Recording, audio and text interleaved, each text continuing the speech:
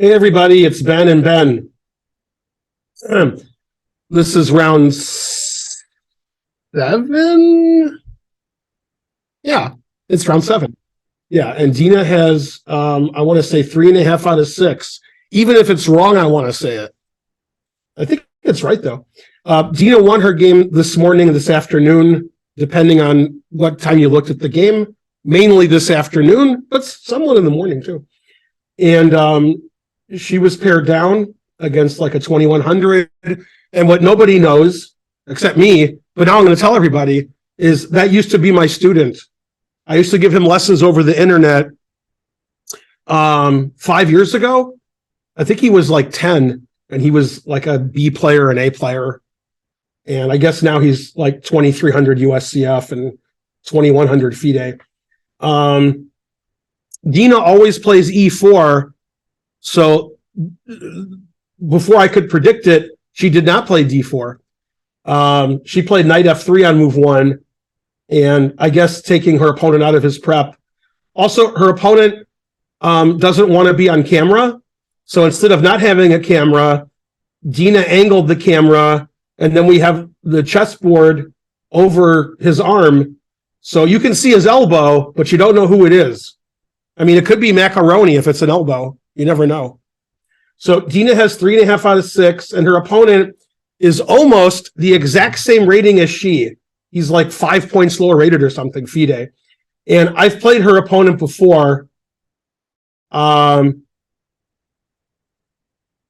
see. I think I played him in the World Open in 2022, my last tournament. Let me see if I'm making that up, because I have all my games. And also, I think I won. It's also possible I didn't play him and I drew. Those are the two possibilities. Let's see. Where's my games at? Open. Where's the 2022 World Open? Let's see. Bases. 2022. National Open, Chicago Open. What about World Open? World Open. There it is. Okay, let's see if I played him in that tournament or I imagined it. No, I played him and I won. I was right about everything. And I had the black pieces, and I remember I won a king and pawn endgame. Yeah, I won in 57 moves. That was round 5. So I've only played 3 rated games that were slow since that game. That was 4 rated games ago. That's the last game I won in my chess career in slow chess, was against her opponent. And her last opponent, I used to give chess lessons to. So somehow there's a connection with me and her opponents. Not sure what it is. Yeah, I won a really long endgame that was very tricky, actually, and we both messed it up. So that's important. So this is a more solid way of playing than E4, but what's going to happen is when she plays E4 next to move, which I guarantee she plays E4 no matter what he does, it's going to actually transpose into a King's Indian attack from a French defense. So like E4, E6, D3, D5, knight D2, and this is the way they play the King's Indian attack against the French. And in those kinds of positions, White gets like a kingside initiative, which is right up her alley. So she's going to play E4 pretty soon, and it's going to look like an E4 opening. And that's because he played E6, bishop E7. So it's going to be some kind of King's Indian. Now, if he doesn't play the French defense, then he's not going to have any familiarity with this line, because it's unusual for White to play knight F3 on move 1 and then immediately play knight D2 and E4. A lot of times people will fianchetto their bishop, which, by the way, she could still do. It could be that I'm crazy. It could be she's going to play B3, bishop B2, C4. But knowing Dina and watching her previous games, she's going to play E4. And that's going to get to an E4 opening where she's playing the King's Indian attack against the French. And by her opponent not moving right now, I'm assuming that's not his cup of tea. Probably doesn't play the French against E4. I mean, who would play the French against E4? Now, Karen's playing poker at the moment, and she's going to join us as soon as she gets knocked out. So if Karen never joins us, that's good. That means that she won the poker tournament or made the final table. So the quicker that Karen joins us, the worse that she did in the poker tournament. It's Karen. She said, hi, everybody. So as long as Karen never shows up, we're rich. Go Karen. Even though the entry fee is like $8. Guess we're not rich. I hope you guys enjoyed the previous game in the chat. I must be bad luck for Dina. Whenever I'm doing commentary, her opponent doesn't want the camera on. But yeah, putting the board over him, that was a good idea. That's good. Good place for the board. So he can't complain.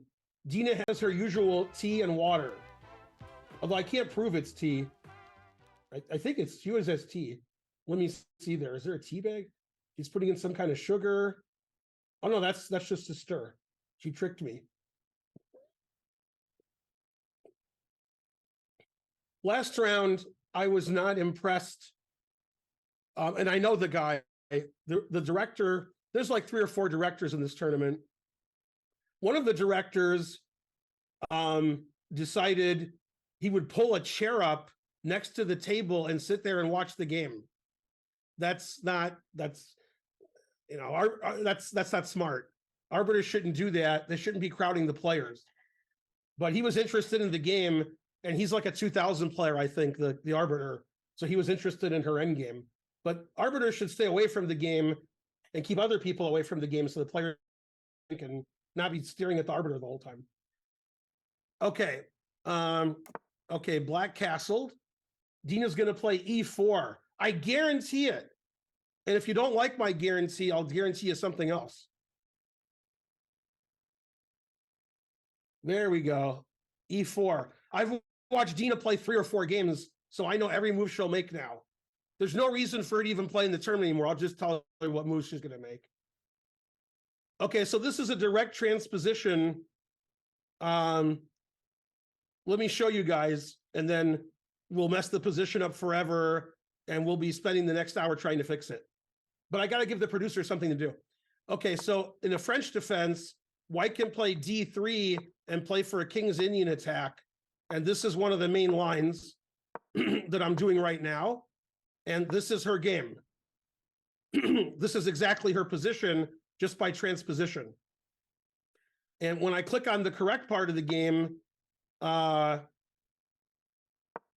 it's the same position. So we've transposed into the King's Indian attack in the French, and black just played a move to gain some space on the queen side, A5. Typically, white plays for checkmate on the king side. White plays castles, rook E1, E5, H4, knight H2, queen H5, knight G4, knight F3, knight G5, sometimes sacrificing, and black pushes all of his pawns on the queen side. Rawr! And black gets total domination of the queen side, and white plays for checkmate. That's typically what you'll see. And there's a very famous, at least one Fischer game where Fischer was white and got a checkmating attack. And a lot of grandmasters have played it since, getting these kinds of positions they like. Dina likes to play E5 ASAP, and so she did. E5, black always plays knight FD7, and he did. Okay, now Dina can play either H4 or castles. She's probably going to play both of them. It's just a question of which she plays first. And white actually doesn't want to play D4 because that gives black a target. Black will play C5, knight C6, queen B6, attacking the D pawn. And you don't really want to give your opponent a target. It's better to give them a Walmart. That's not as good. So you can give them a Walmart, but don't give them a target because that's a little higher class. Not much, but a little bit. This is the kind of commentary you won't get from Karen. Although she would agree Target is better than Walmart. What about Kmart's? Wait, does Kmart still exist? Also, when you said Kmart, Karen immediately thought of the poker player Kmart. I predict that Dina will castle kingside with a very slight chance she'll play H4.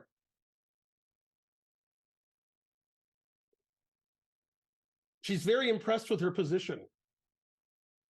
She's like, I have a kingside attack. I have a pawn on e5. When Dina has white, her pawn often goes to e5. She likes to gain space on the king side. She likes to put pressure on her opponent, and then if her opponent gets into time trouble, they fail because she has more time than them. She has an attack, and they can't figure out how to defend. And at the lower levels, when people aren't super grandmasters, they don't defend very well typically. Typically 2,300 players attack a lot better than they defend. Waterford Wizard subscribed in Dina's channel. Hooray! What about my channel? Rawr. What do you think about Queen E2 instead of Knight D2 King's Indian? That's also a King's Indian. I prefer Knight D2, but Queen E2 is okay. But this wasn't a French defense. This just transposed.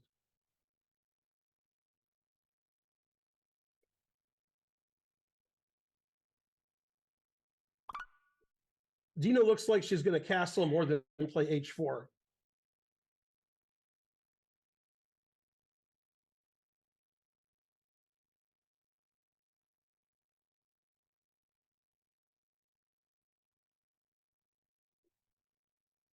She's also considering playing A4.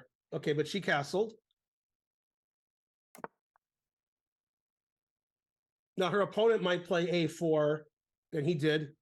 I'm not sure. I don't know why the players are even playing. I'll just tell you the moves, and we'll get the result in like 10 minutes.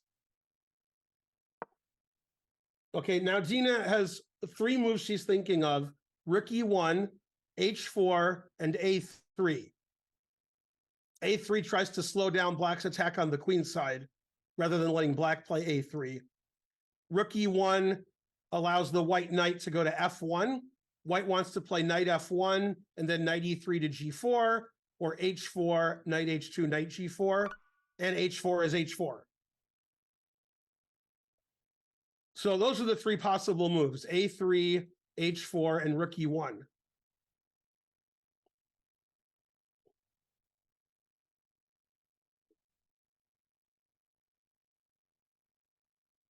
She's thinking about her preparation. She's thinking about the move order.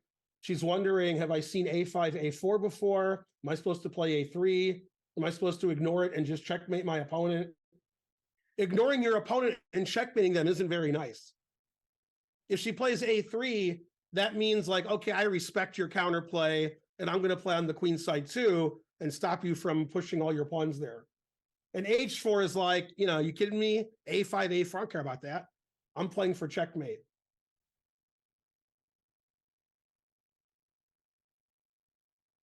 Dina has good preparation for this game. She has tea and water. So if you're preparing for a GM tournament, write that down: tea, water. She has a coat. So if she's cold, she puts the coat on. If she's too hot, she takes the coat off. Okay, and she learned that from her favorite book, Think Like a Grandmaster, by Alexander Kotov.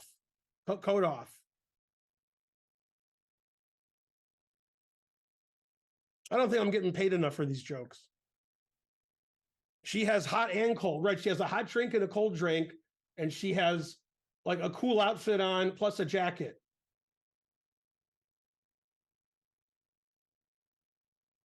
What? You get it? You got my joke? What?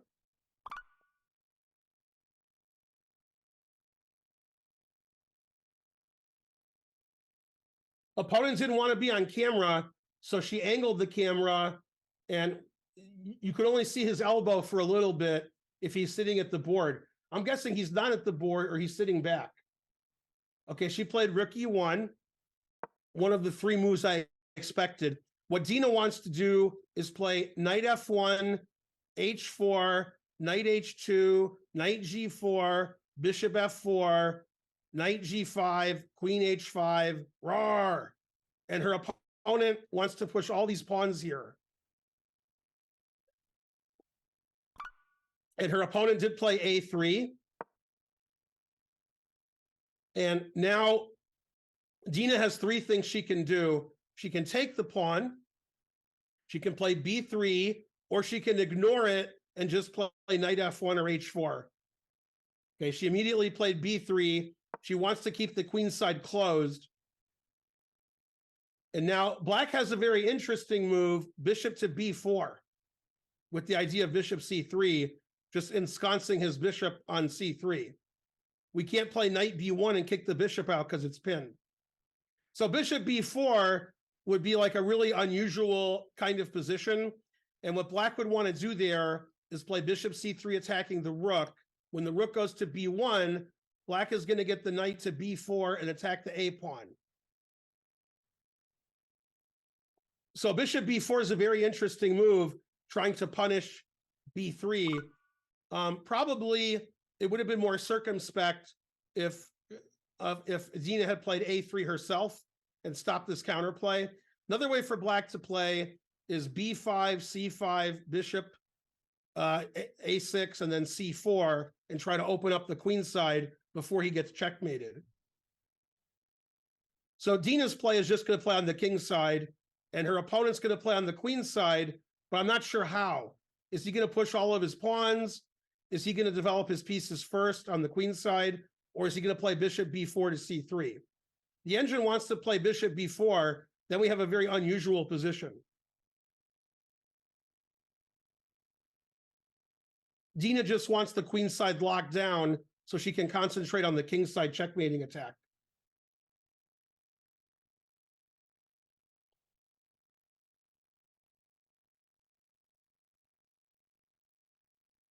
Let's see, what do people in the chat say?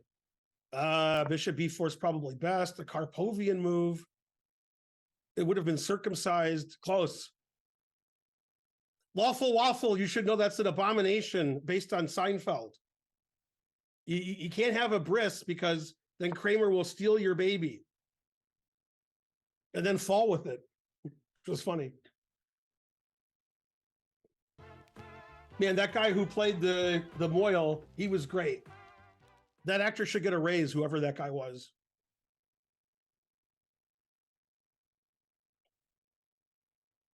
Yes, bishop c3 also puts pressure on e5, although at the moment White's defending that, twice. But you could play knight c6, attacking the pawn again, knight b4. So bishop b4 is the engine recommended move. And then we get a very unusual position. If he does play bishop b4, Dina's going to think for at least 8 minutes. At least 8 minutes. So you guys, if you have to go to the bathroom, get a cup of coffee, call your mom and tell your lover, after bishop b4, you'll have time to do that. And what I meant was call your mom and ask her for money. That's what I meant. I don't know. I misspoke there. I'm sorry. Thanks for the sub. Evening, all afternoon. That's right. Don't find your well in the white pages. Could the neighborhood be any more dangerous? I'm going to get attacked when I go home. Don't worry. If you feel a little faint, I'm here to help you. I'm a cardiologist. I think I can handle it. My mother calls me for money. What? If your mom calls you for money, how can I call you for money? I don't really call you for money, Black Pepper. I just call you for subs. My mom subs to you, can't ask her for money after that. Man, the truth hurts.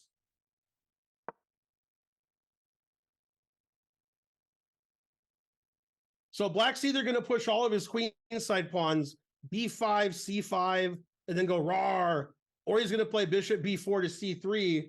And bishop b4 to c3 is a very unusual, strange idea that I haven't seen in this opening, because I think usually white doesn't allow a3. And then after bishop b4, that's when you can do all your stuff you have to do, because she's going to think a long time about that.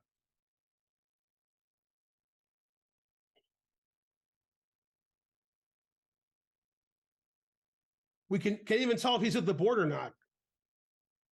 There's nobody there. We have a good camera angle, but where's James? There he is. Where's Canty? Where's Naroditsky? What's going on here?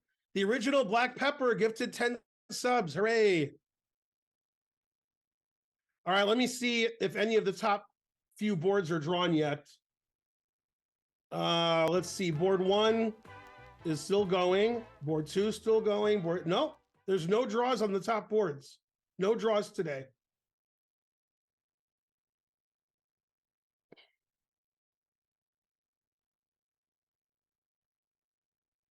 In fact, I don't see any quick draws from these games. I don't expect any quick draws. I think everybody's going to play today. Naroditsky's white, so he doesn't want to draw. And then Quesada Perez is higher rated than Georgiev, so he doesn't want to draw, and he has white. And Salinas is white. He probably doesn't want to draw. And Mora Diabati's white against Deepak Aaron on board 4. So there's not going to be any quick draws today. We're going to have some fighting chess. Luckily, we're following Dina, so there's always fighting chess. The games always go like 5 hours. So Canty's opponent played Bishop E5 check, Bishop F1. Always play Bishop F1. Let me investigate that incorrectness. Let's see. Ethan Sheehan, Bishop F1. I mean, that's unlikely that he played that. It's more likely an error in the transmission, but it is possible. Ethan knows I'm doing commentary, and I always say play Bishop F1. So it could be he's just being silly. No, there we go. He didn't play Bishop F1. They corrected it and took on D7. So it was a DGT mistake. Whenever something really, really, really weird happens, it's a DGT mistake.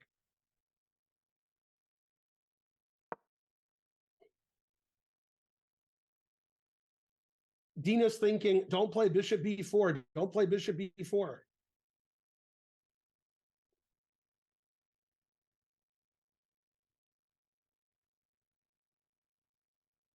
Go original black pepper.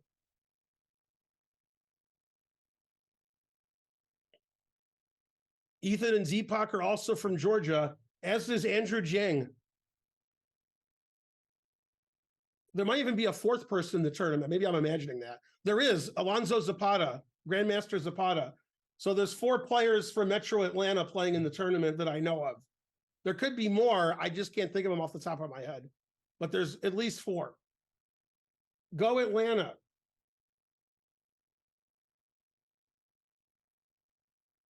My class on Chessable is a real class. Yeah, that's right. Yeah, I agree with that. Good chat.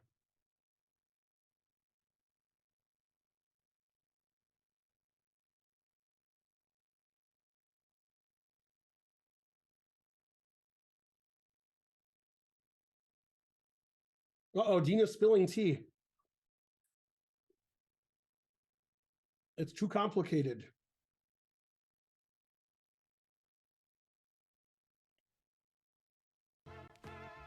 Thanks, Nefisto, for the sub. 3 months whoop whoop vohayo vohayo vohayo.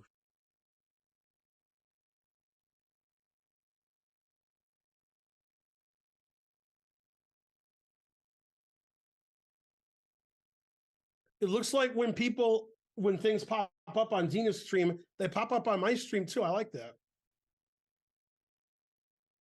Then if I'm looking at either one, I can see it. No, the elbow went away. No, I don't know. Okay, there's the elbow. There we go.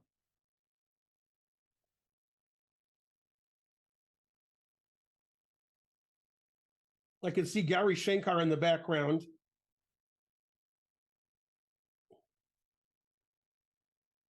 I can't tell who the other guy is in the blue shirt.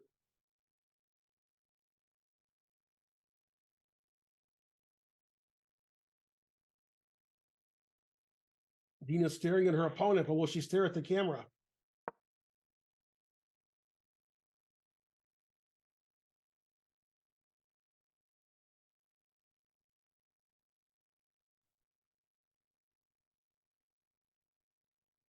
Somebody's analyzing Dina's rating difference.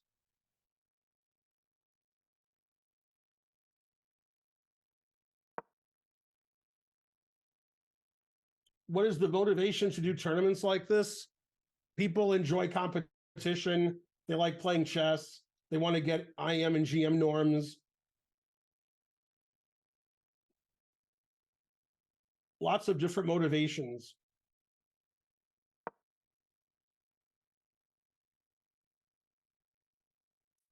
Dina is playing Vishnu Vanapalli, which is in the title of the stream, and it's also in the little board there on the left.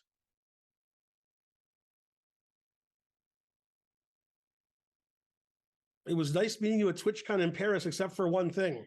I was in Paris last week, but it wasn't Paris, France. It was the Paris Casino in Las Vegas. So I was close. I did not watch any of the Rapid today. I was very busy. As you can tell, I got a haircut and a beard trim. I wanted to look proper for this stream.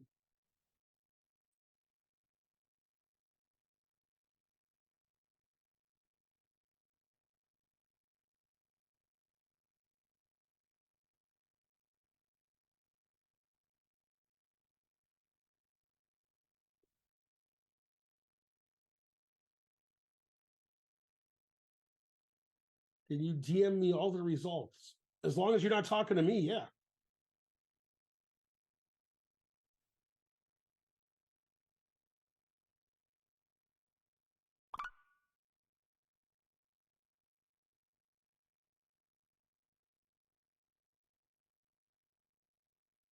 Dina has left the building. She's getting more tea.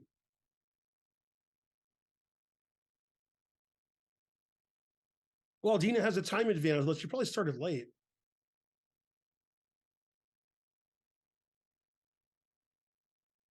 The time control is game 90, increment 30. So the games typically take about 3.5, 4 hours, except for Dina's games that take longer.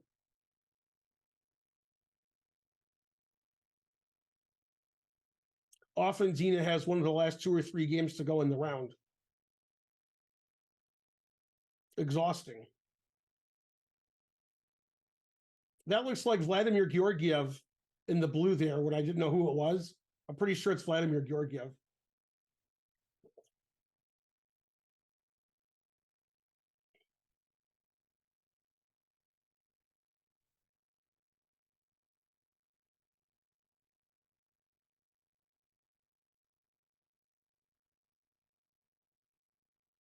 I am the best GM named Ben Finegold.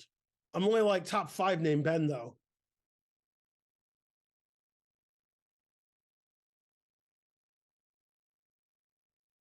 My uncle is master. I want to be like him.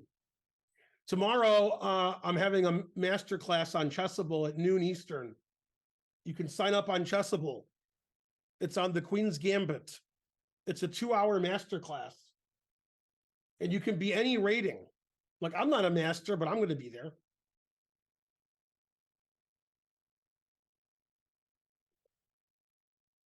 No, not Grandmaster Ben Carlson.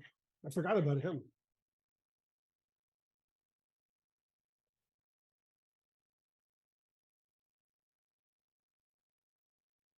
Yeah, I think in the background there in the blue shirt and the light jacket is, or hoodie maybe it is, that's Grandmaster Perez, Quesada Perez against Grandmaster Georgiev.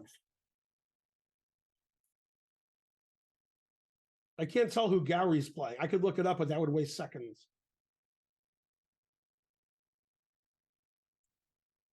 Yeah, Dina drew last night and she won the earlier game today.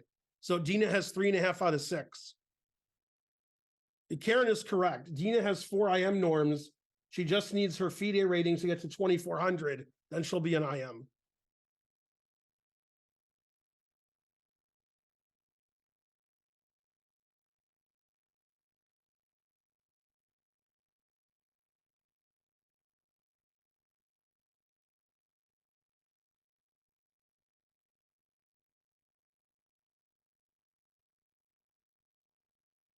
The time control is game 90, increment 30. And it's Black's move because you can see the chess clock. Black's plunger is up. White just played B3. That was the last move.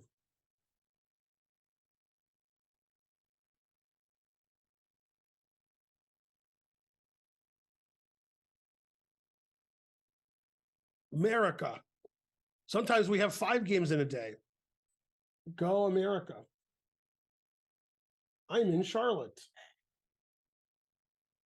Yeah, but can you find the chess tournament? That's the question.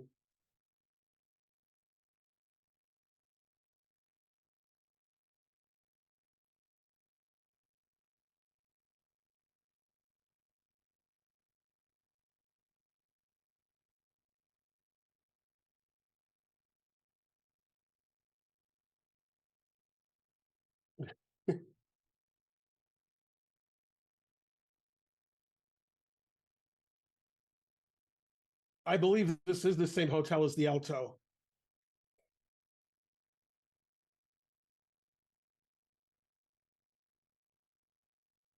Your master class is sold out. No, it is. I didn't know that. That sounds good.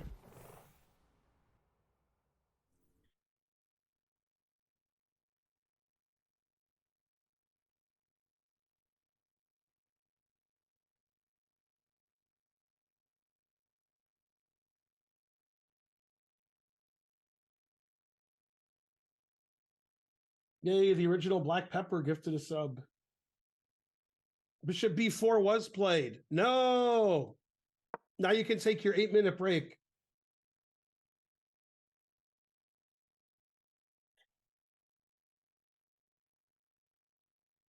Keeping the tea warm.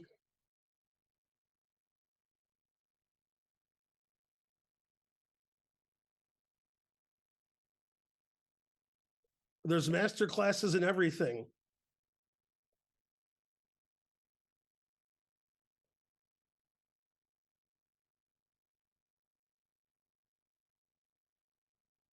So the engine's thinking about playing D4. And the reason is after bishop C3, rook B1, we can kick the bishop out with rook E3.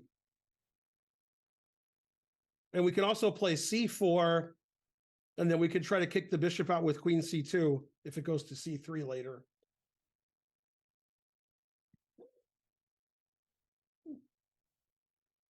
Yeah, black has a good position now. It was probably important for white to play A3 on the previous move. Also, she could have just taken on A3 and traded pieces and then played on the king side. Dina doesn't want to trade pieces. She's playing for a king side attack. Black is trying to get his attack going more quickly. Bishop C3, knight C6 attacking the pawn, knight B4 attacking the A pawn. Would you sack your rook to get rid of the pin? No. Always sack the exchange except here.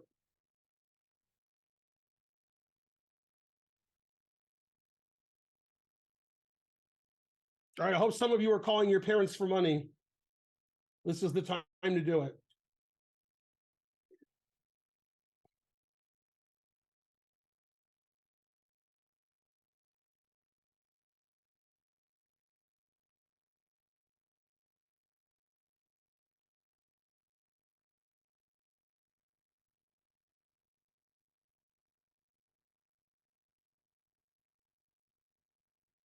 Yeah, D4 is the move you want to play because it gives black a target, but it does make it easier to kick the bishop out later.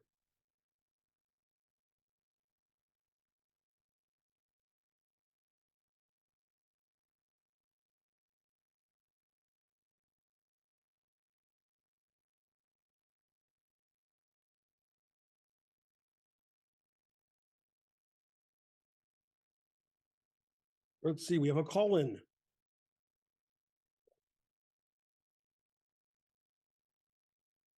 Oh, it's just a tweet about yesterday's commentary.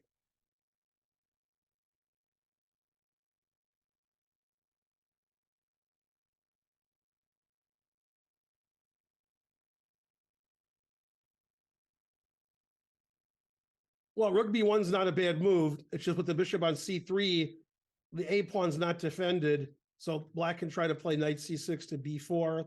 And after bishop C3, knight C6 attacks the pawn on E5, which is also difficult to defend. And by difficult, I mean really difficult.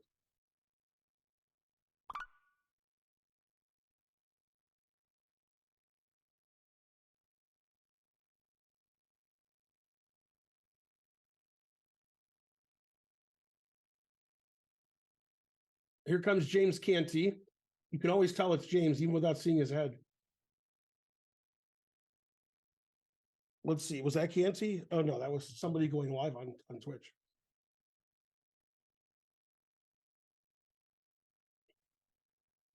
Let's see if any of the other games have finished. Any quick GM? There was a quick GM draw on board one. Naroditsky versus Bruzon was drawn. Draw by reputation. So we have a draw on board one.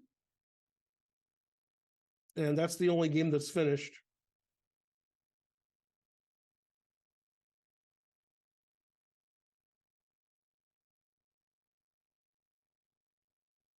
Naroditsky has a lot of draws in this tournament for somebody who's as good as he is. I think he has 3 draws already. He won his first 3 games and drew his next, maybe he drew his next 4 games. Yeah, I think he has won his first 3 and drew his next 4.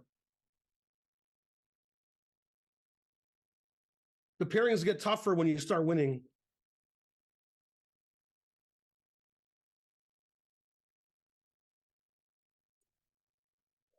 So I think Lee will keep her lead against Drew and win the match? Probably.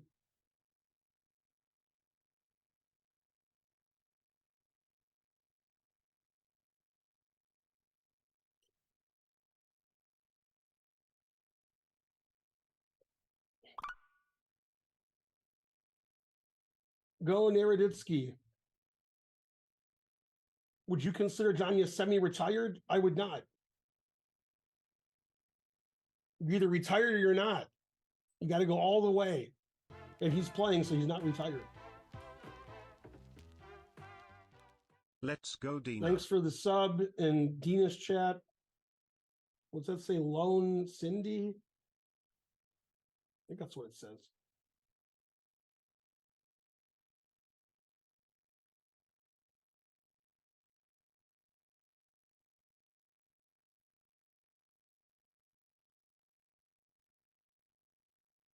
And they're children's children. That's right. Yay, Snarzy subscribed. Good handle. For 15 months.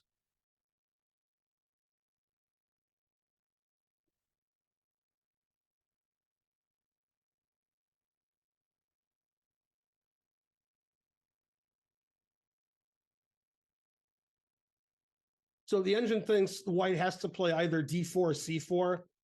So the bishop can't get ensconced on C3. Also, it can't get ensconced in velvet. Also important.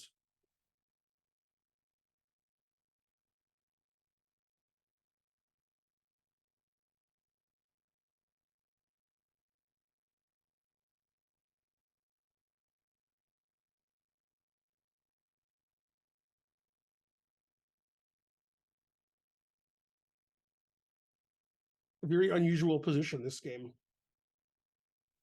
Although Dina's pawn is on E5, so that's standard place for her pawn.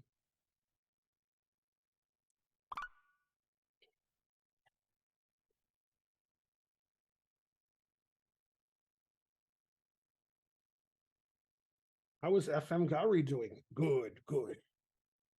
He seems pretty happy. You can see him in the background there. Hard to tell he's happy looking from the side and the back, but still.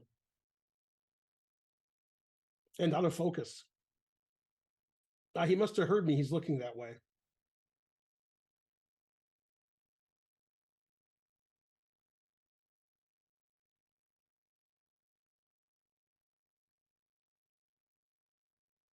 Dino looks worried.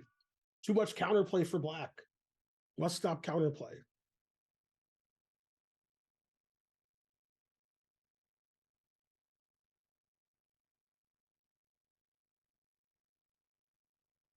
Yeah, the engine thinks black is already better after D4 and then C5 and knight C6 and so forth. Yeah, probably Dina should have played A3 before her opponent played A3. She wasn't worried about A3 because B3 blocks up the queen side, but she underestimated bishop B4.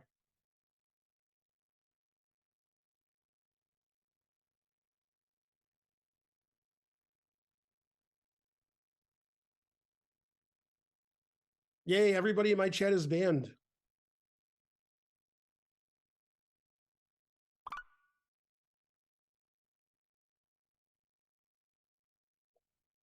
I hope you guys took that well-deserved break that you needed during this move. I told you how long she would think and that you could take a break. But did you guys listen? Or are you just sitting staring at the board?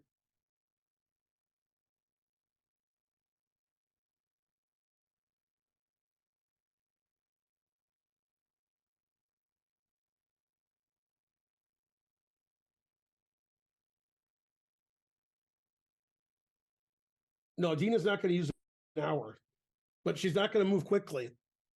There's already an important decision to make.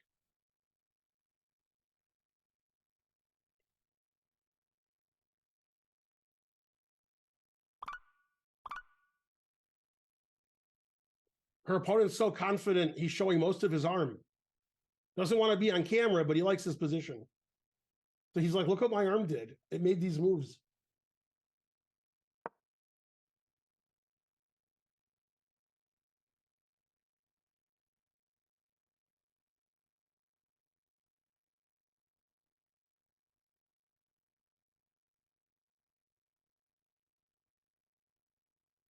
Karen hasn't come down yet, so she still must be playing poker.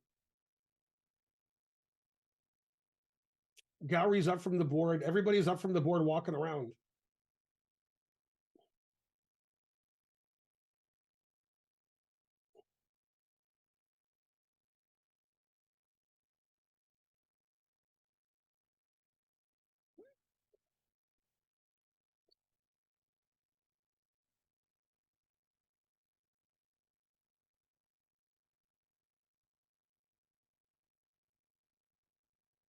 Here we go. Looks like C4 based on her arm.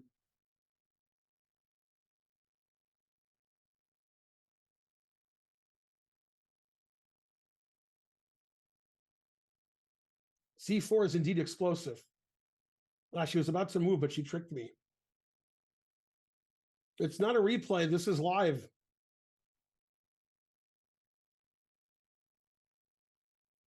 Unless you're watching it on a replay later, then it's a replay. And C4 was played. C4 is explosive.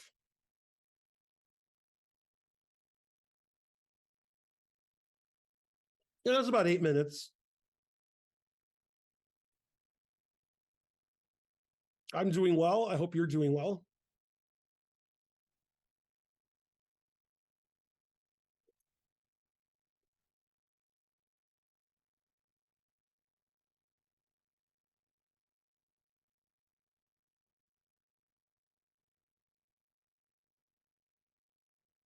Yeah, now if black tries to quickly play bishop c3 and get the knight to b4, previous to that, white can play queen c2 attacking the bishop. So bishop c3, rook b1, knight c6. I could play queen c2, although you could play bishop takes e5, giving up the two bishops but winning a pawn. That's unclear.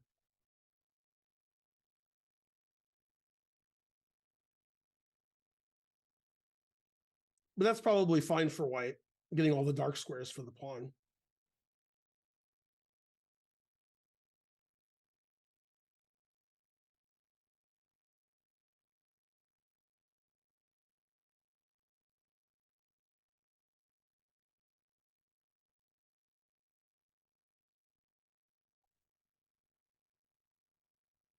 Or the engine suggesting f6. Never suggest f6.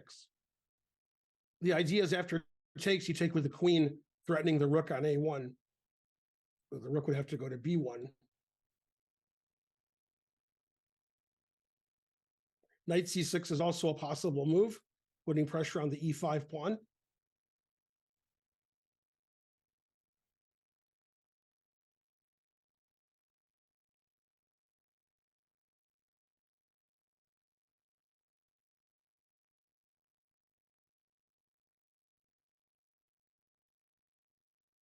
Is it bad for white if Dina plays knight b1? White have extra pawn for the exchange. What? Yeah, you You don't want to lose this rook here. Yeah, no, knight b1's not going to be played. You're banned for suggesting it. Will you do more commentary in the future? I like your commentary. I do commentary whenever they ask me to. It doesn't matter who asked me, as long as they ask me. Then I do commentary. Chess.com has asked me a couple of times, but actually they wanted me to do commentary for some other event during this event, which I couldn't do. But yeah, I'll be doing more commentary.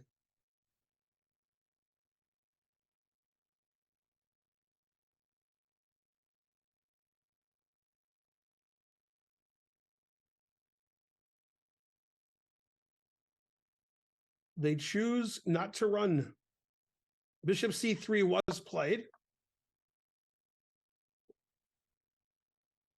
Dina will play rook to b1. She switched from water to tea there, or from tea to water.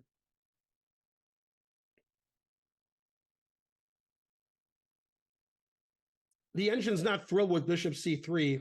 It is the most aggressive move. Rook b1.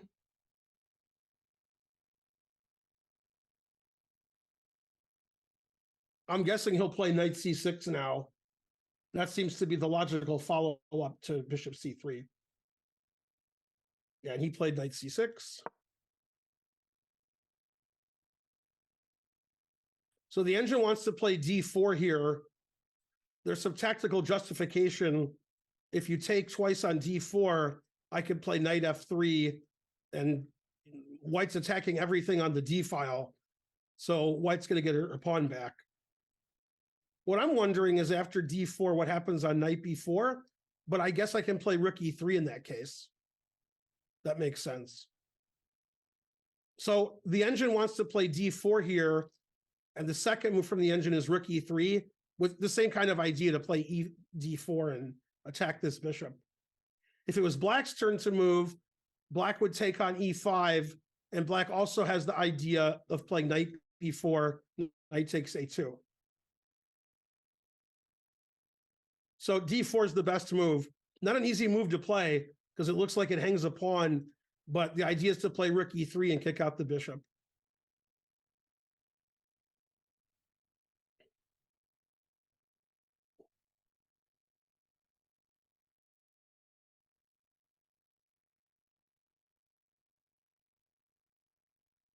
There's always stress in the chess game. Chess drives you mad.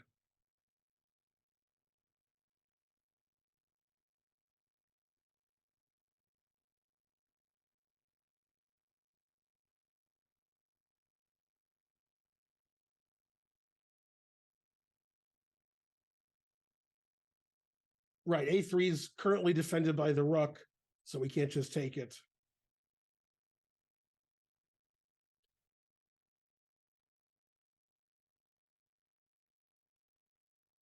Yeah, after d4, the engine only says, and second best move is rook e3, which seems a bit odd. I'm not even sure I would consider rook e3. I'd be worried about d4. I'd be worried about taking the pawn on e5. I don't think I would consider that move. But d4 you definitely consider, because after knight d4, bishop d4, knight f3, white's getting her pawn back, attacking everything on the d file. So d4 doesn't seem to lose a pawn, and it stops black from taking on e5. Even if d4 loses a pawn, it's probably better than losing the e5 pawn. She worked hard to get that pawn on e5.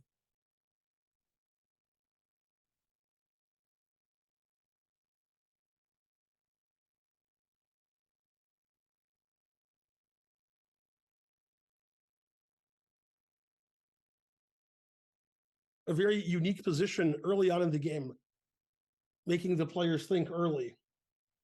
No theory.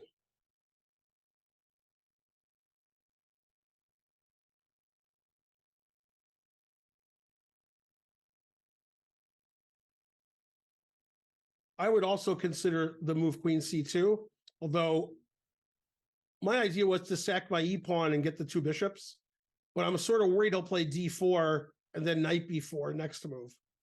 That seems hard to meet. So I think queen c2, d4 is too strong for black. I was just hoping for bishop e5, but d4, knight b4 seems to crush my idea of queen c2.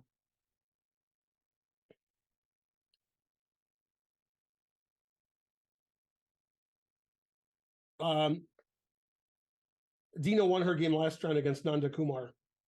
Very long game, one of the longest of the round. So Dina currently has 3.5 out of 6. And we also have over 1,400 viewers on Dina's channel. Go Dina's channel. Thanks, NCOM, for subscribing to the channel. Thanks for the support.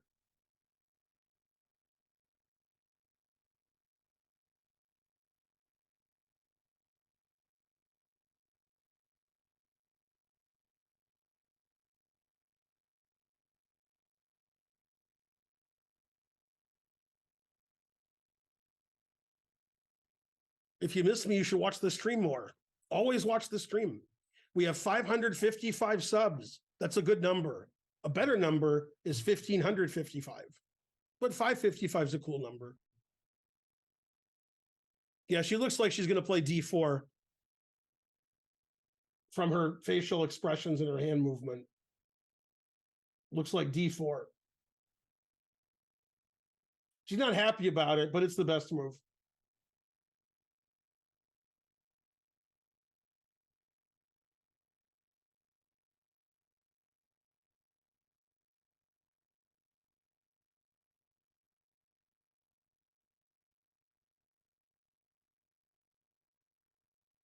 After d4, I wonder what Dina's supposed to do against knight b4. Let's see, d4, knight b4. What am I supposed to do? Where's my engine? Okay, I saw rook e3. I saw knight takes a2. And now the only move is b4. Okay, that move I didn't see. And the idea is to play queen b3, I guess.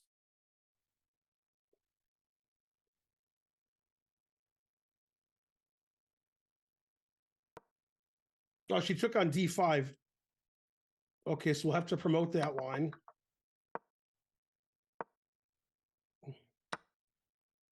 Not engine approved. E takes d5. Let's promote.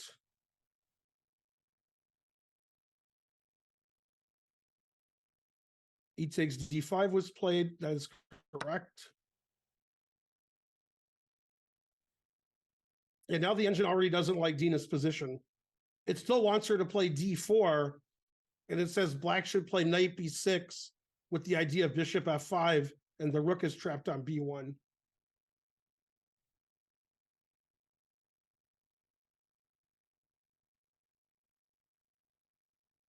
Yeah, c takes d5 isn't a good positional move because we're letting the black bishop out. That was like black's worst piece was the bishop on c8.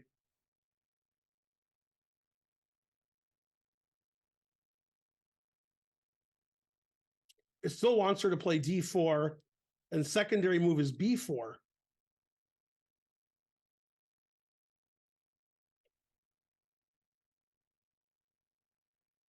This is the problem with 2 games a day when your games go all the way to the end. It's very difficult to play the second game. Your first game goes 5 hours. You don't really have time to eat and relax. And she did play d4. That's the engine move. Now the engine wants black to play knight b6, bishop f5 is the idea.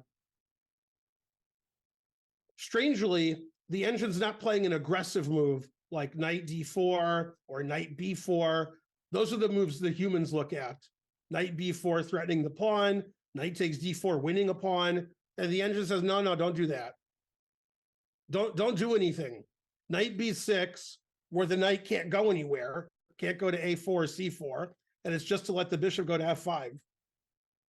That's the engine move. The second engine move I would not consider, and that's rook e8. That would never occur to me. Knight b6 would occur to me because I'd want to play bishop f5. I like bishop f5. Rook e8 I like barely understand. So the top engine move are rook e8 and knight b6. And frankly, this isn't 2,800 players playing. These moves are very tempting. Knight b4, knight takes d4. Usually super grandmasters can avoid making tempting tactical moves if they don't win right away and make building moves like rook e8 or knight b6. But somebody like Vishnu Vanapalli, although he's played perfect so far, bishop b4, bishop c3, e takes d5, he's playing great. It's hard for me to believe he's going to play a building move when he has these moves, knight takes d4, knight b4. Because those are the moves I would be looking at, and they look good. And maybe if he calculates, he'll decide they're not very good. And then he'll play some building move like knight b6 or rook e8. But it's not easy to do when you have these tactics. He's playing very aggressively on the queen side, knight c6, bishop c3, a3. And so playing a slow move like knight b6, which puts the knight on a bad square, the knight can't go anywhere, seems not easy to find. It does punish white for playing cd, ed because it lets the bishop out. Typically in the French defense, in this variation, our bishop's not getting out anywhere. Usually it's going to b7 or a6.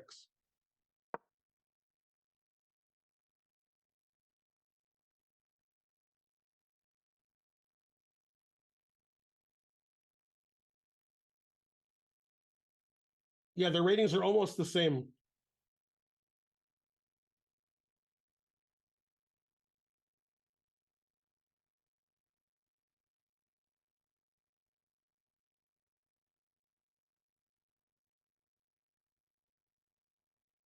No, I'm never sacking the exchange. It's not even clear black would take it, but black would take it. Yeah, I don't give material away unless I have to, unless I'm getting something good for it.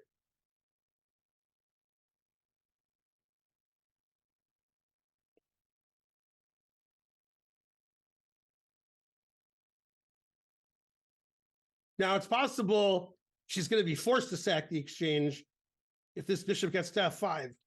Not that she's sacking it on purpose, but her rooks are in desperate positions here. Okay, he played knight b4. I have spoken for humanity. I thought the best moves were engine moves and the not best moves were the human moves, and he played one of the human moves. I don't blame him, he's human. That's knight b4. Now, the best move for Dina is rook e3, knight takes a2, and then b4, and it's very sharp. But if Dina doesn't play rook e3, she's already losing. After rook e3, she's not losing. It's just super complicated. It looks dangerous to give this pawn away, let the guy take your bishop and push the a pawn. But the thing is, when white plays rook e3 and black plays knight takes a2, white's idea is to wait for black to play knight takes c1 and then rook takes c3. And the knight's going to have trouble getting out of c1. So we're just stopping knight c1 by threatening rook takes b4.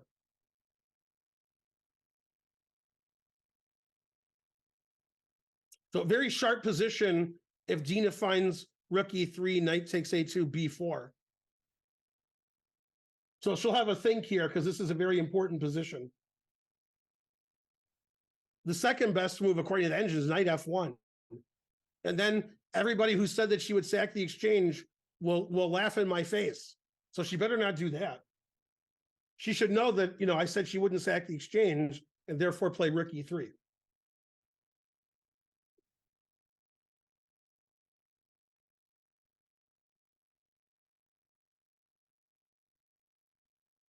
Also, it's still theory, except for one thing. The Women's World Championship games start 3 a.m. Eastern time because they're playing in China. So if you wake up at 7, 8 o'clock in the morning, those games are over when you wake up. You have to stay up all night if you live on Eastern time. If you're on Pacific time in the US, the games start at midnight. Right now, Li Jingqi is up 3.5, 2.5 against Drew Engine. 1 win, 5 draws.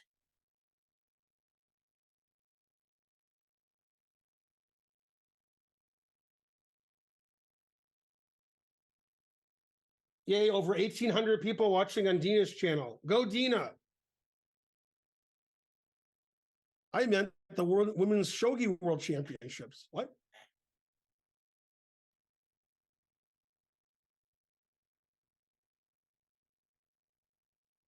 I think Cansey stream is following his game, but I'm not sure. I don't see Cansey's channel is streaming now, so maybe not. I thought they were earlier.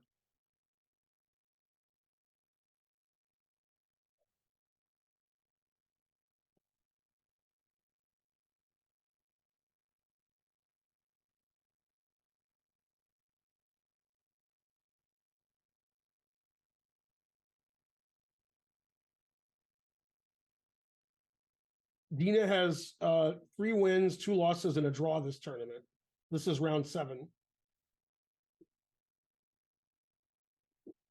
Naroditsky has already drawn his game. He's the highest rated player, and he drew the second highest rated player, Ruzan. The previous second highest rated player withdrew after round 1, Bortnik. And my son is also Bortnik. That's the only game that's finished right now is Naroditsky's game with Ruzan. They drew in about 12 moves.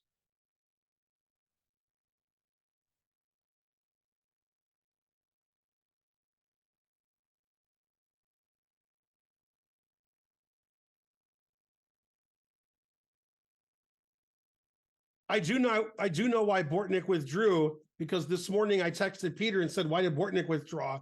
He was feeling quite ill. He was too sick to play. When you play, did you walk around or sit at the board? When I played, sometimes I walked around and sometimes I sat at the board. And some games I did more than others. Some games I'd walk around every move, and some games I would never walk around. It was just sort of random.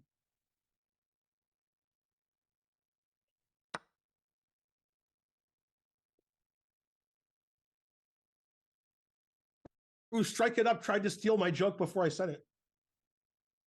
Also, I stole that joke from Simpsons, obviously.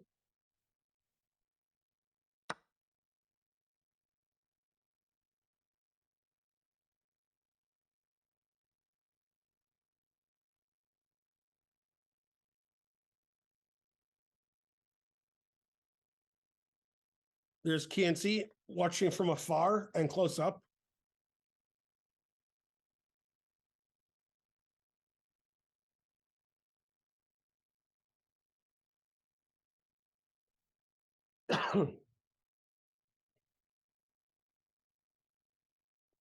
So the best move by far is Rookie 3. Otherwise, White's losing.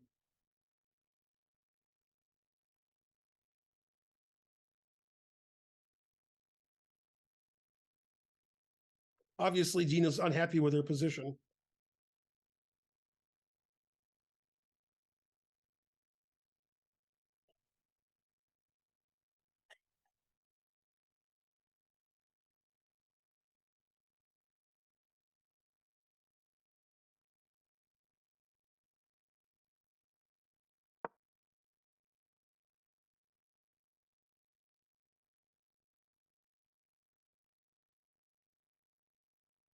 Gowry's got the leg shake going. I also shake my legs when I'm playing.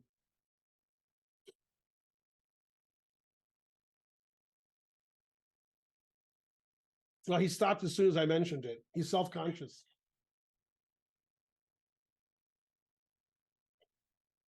There's Georgiev walking up to his game, taking some water, like a boss. He's playing a higher rated grandmaster this round. Players walking around, choking on their rage.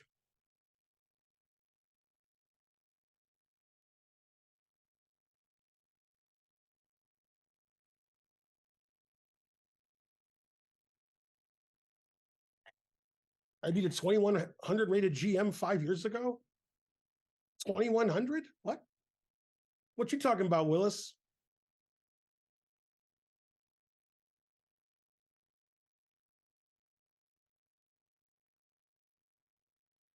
I think Carissa lost this morning's round.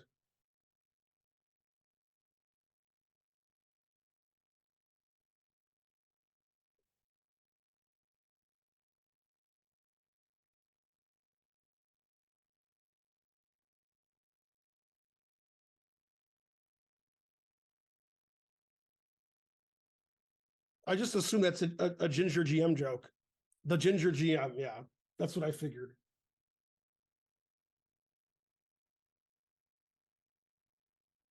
I have beaten Zia Dinov, but it was like 15 years ago in the World Open.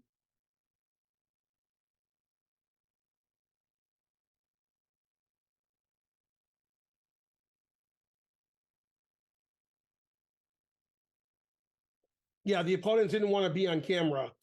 So she angled the camera and put a chessboard there so we can't see her opponent. The best move isn't knight f1. The best move is rook e3. Go rook e3. Then maybe he'll blunder and she'll take the bishop and win. Hooray.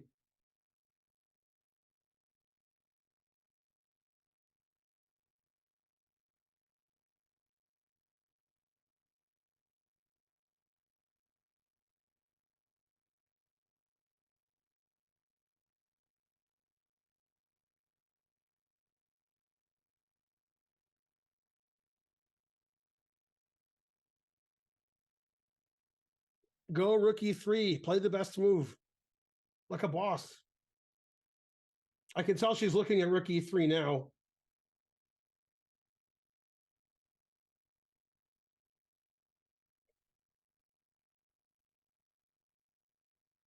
Yeah, I think she's going to play rook e3. I think it's the only move she's looking at.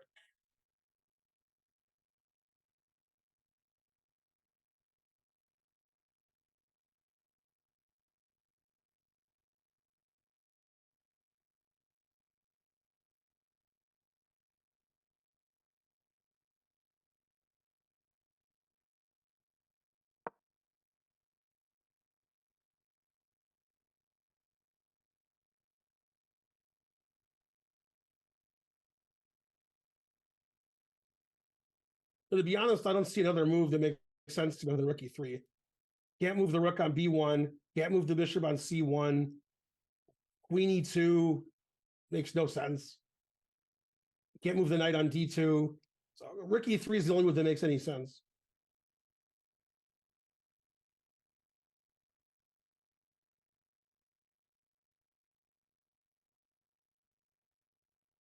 She's not going to like rook e3, but she'll play it anyway, because you got to play something. Yeah, I agree. Viable moves are very limited here.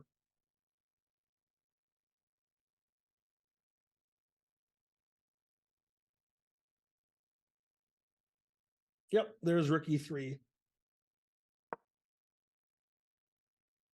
Now white has a big advantage unless black plays knight takes a2, but black's going to play knight takes a2 because there's no other move.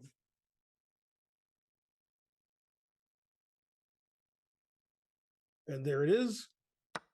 Now, I don't know if she's going to play b4 because like I would consider queen c2, but the engine hates queen c2. But that's probably what I would play. Then knight takes c1, queen c3, knight a2 is winning for black, it says. b4 is sort of a crazy looking move. The idea of b4 is when you play knight c1 and then something takes on c3, after knight a2, attacking the rook or the queen on c3, depending on what white does, black has knight b4 if white doesn't play b4. If white plays b4 here, then the rook is defending b4, so the knight can't so easily get out. So for example, after queen c2, knight c1, queen c3, knight a2, queen c2, knight b4, the engine says black is winning. Black's up a pawn, it's a passed pawn, it's on the 6th and 7th rank, the knight's pretty good on b4, etc. However, if the same variation happens after b4 and we play the same way, now white's winning because the knight is actually trapped. And then we just play rook c2 and the knight's trapped. If pawn was on b3, black would play knight b4. But here black can't play knight b4. So because of that, B4 prevents knight takes C1, so is therefore the engine move. And then black has to decide whether to take the knight, take the pawn, take this way, or just play a move like queen e7. And the engine actually says queen e7 is by far the best move. And then black is slightly better. Knight takes c1 is losing to rook takes c3. Knight takes b4 is losing to rook takes c3. And bishop takes b4. White has a big advantage here because if you take the knight, your knight's trapped on a2. So now black's losing. So black has to play knight c3. And then we can play rook a1, threatening this and this and this. And black's pieces are all under attack. Black's actually worse here. According to the engine, the only way for black to get an advantage after b4 is queen e7. And that's hard for me to believe that he'll play that. It's a very long, complicated line. This is the engine line that won't happen for those of you that are interested in the engine line. And this is slightly better for black. Rook a1, threatening the pawn. Can't play knight c2 because the queen is there. Knight c6 is the engine move. And black is up a pawn, but the question is he going to lose this pawn or not? The other question is the queen trapped, but we can't attack it? So it's a very weird position. Is this pawn strong or is white going to take it? Is this queen trapped or you can't attack the queen, so it doesn't matter. And the engine says black is slightly better. That's actually the engine line, all those moves. So if Dina finds b4, she'll be doing okay because I don't think black's going to play queen e7.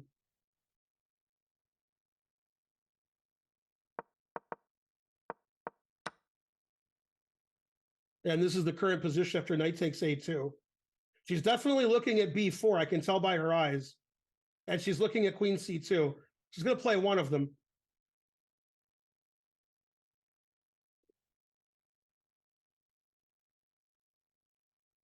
b4 is a tough move to play because it looks like we're just giving our queen side away. But black's pieces are a little bit trapped.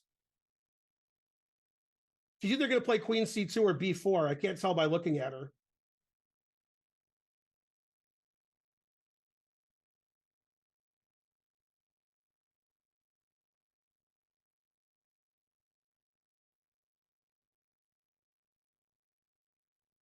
Often I can tell what my opponent's going to do by looking at them. That's one of the reasons I'm a GM and you're not. And usually something like that would be a joke, but I ain't joking.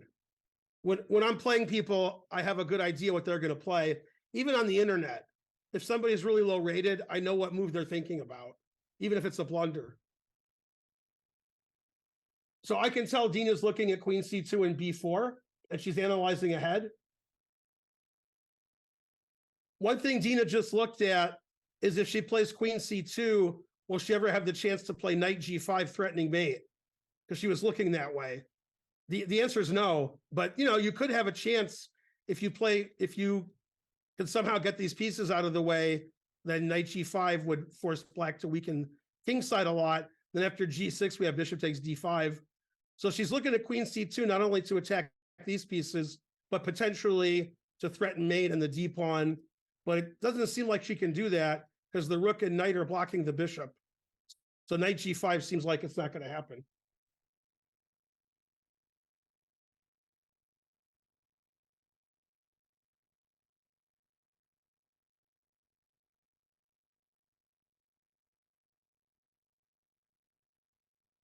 Yeah, she's thinking queen c2 is bad and b4 is crazy. Do I have to play a crazy move yet? Or can I hold on by playing a normal move like queen c2? And if she's like queen c2 is just bad, that's a bad position, that she might play b4 because it's confusing. I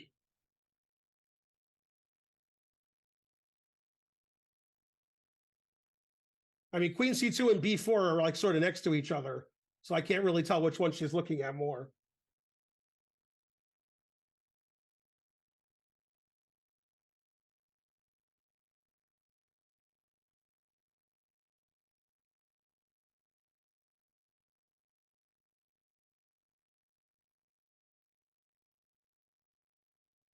Dina is a very aggressive player, and she has very few draws. And this is round 7. She only has 1 draw so far. So she puts a lot of pressure on her opponents and a lot of pressure on herself, and her games go a long time.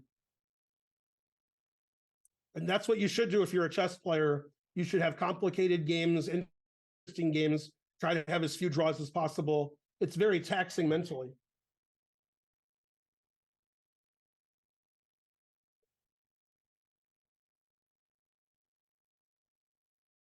If she plays b4, I would be surprised if he plays queen e7. Queen e7 is by far the best move. It's just not. It's I don't believe it. I don't think he'll play queen e7. After b4, she'll be fine.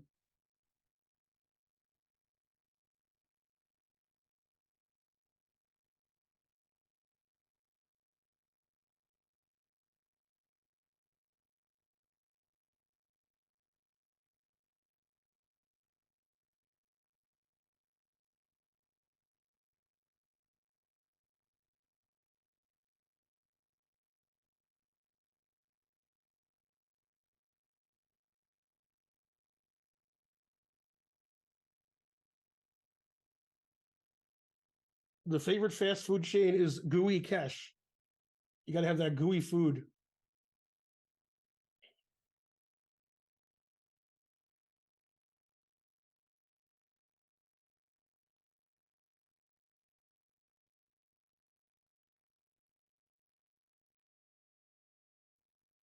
You don't think she's playing b4? I think she's going to play b4.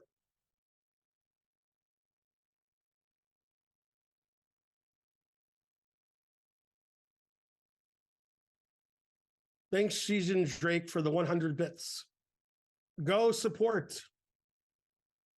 Yeah, I think she's going to play b4. And then I think he's going to make a bad move after she plays b4. I don't know what his bad move's going to be, but it'll be something bad.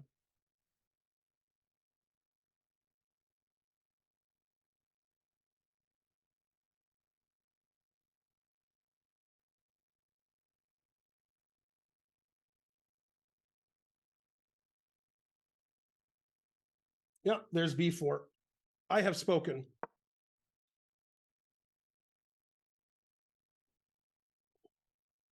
I can't play any good moves myself, but as a grandmaster, I know what other people are going to do. It doesn't help me win. I still lose all my games, but at least I know how they're going to beat me. Yeah, now I'm going to be shocked if he plays queen e7. I'll do a slow clap.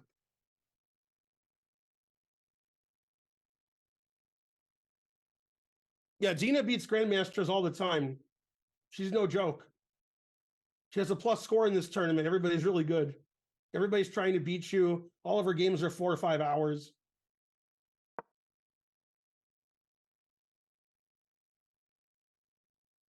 It's funny, the second best move is knight takes e5, which is just a nutty move. Like nobody's ever going to play that. That's just a crazy move. The idea is to play bishop f5 to get the knight out of the way. That's nuts. It's funny, he has to play queen e7. The knight takes e5 is nuts. He's not going to play that. But queen e7, otherwise white's better. Knight takes e5, the engine says is equal. Rook takes e5, rook e8. There's a 0% chance that will happen.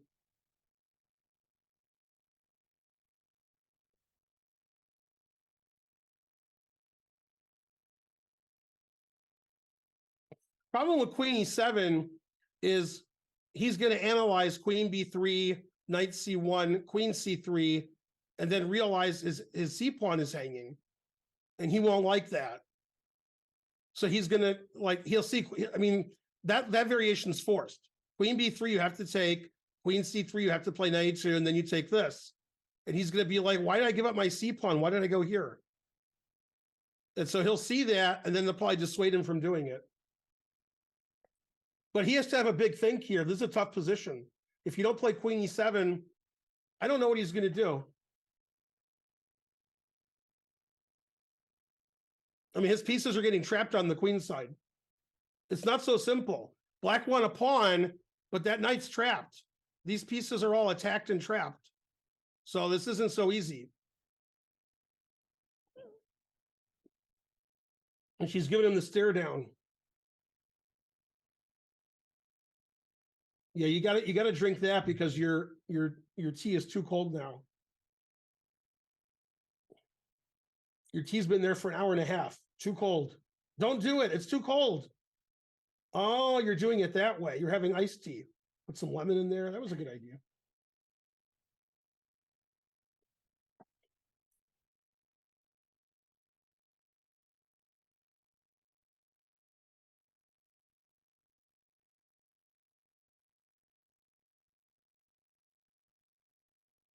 He's thinking like, why is my game this crazy? And the answer is fries. Her opponent didn't see b4. b4 is a weird move because it hangs the b pawn twice. And it does nothing. It does nothing to threaten anything. But it's an excellent move.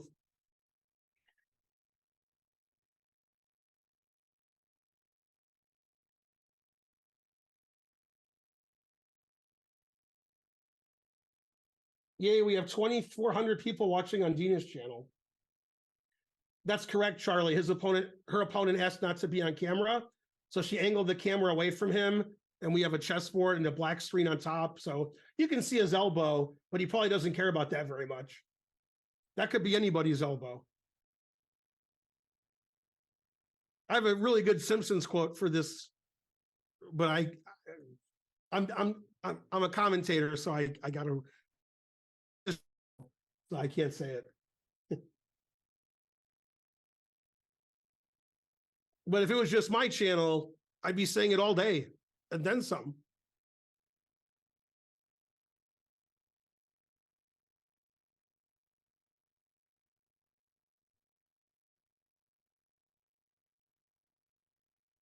Yep, there's Gowrie. He's doing the leg shake again.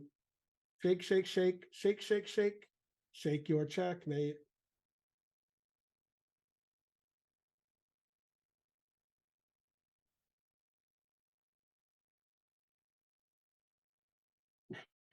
I don't know why people don't want the camera on themselves. I would. Publicity, any publicity is good.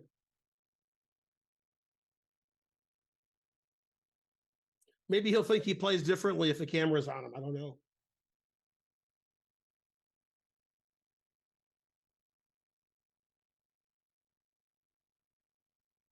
It's very impressive if he plays Queen E7. Because that's the best move, and it's the only move that gives black an advantage. The engine says 0.27 at depth 40, which, 0.27 means it's a draw. But if he doesn't play Queen E7, then the engine likes white. Gives white a nice advantage. I mean, those pieces are trapped on the queen side.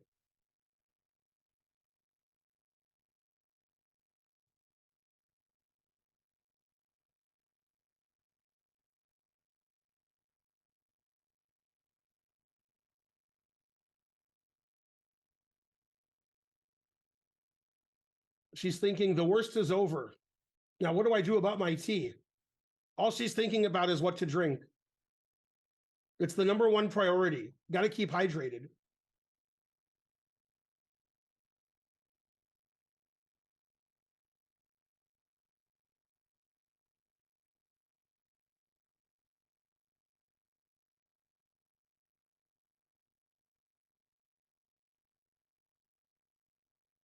Well, the thing is, chess.com has like a dozen great commentators. So they can't just say, let's invite Ben Finegold to all of them. I mean, they got Naroditsky, they have David Howell, they have Svidler. I mean, they have Leko. You can't just say, like, let's invite Ben Finegold to do commentary. I am invited to do commentary, but it's more rare than the guys who are better than me. Typically, they want one man and one woman, typically. Not always, but usually. And also for like the Women's World Championship, the games start 3 a.m. They figure Danya's always awake, so he'll do it. Danya does World Championship commentary, then he plays a quick draw here and takes a nap. So he's got no problem.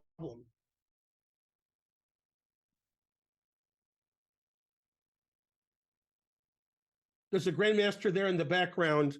I think that's Quesada Perez. Let me double check. It is. That's Yasser Quesada Perez, the other Yasser. Wow, he played queen e7. He put me in my place. That's the best move. There was another draw between Gil Popilski, who's a grandmaster, and Andy Woodward. They drew on board 5. So we have 2 draws in the top 5 boards. And black did play queen e7, the best move. Now, it's going to transpose whether Dina plays queen c2 or queen b3. And they're going to play that line that I said wouldn't happen. Knight takes c1, queen c3, knight a2, queen c7, knight b4. It looks like that's forced, that they're going to do that. And she can play queen c2 or queen b3, and it's the same. Look at the same position. I don't think there's another move. I think you have to attack these pieces.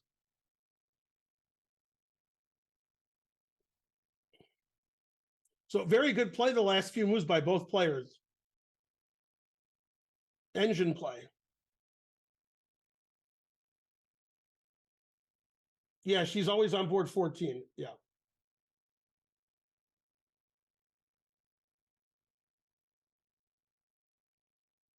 Danya didn't do commentary last night. It was Kostanyuk, but he did it like the night before.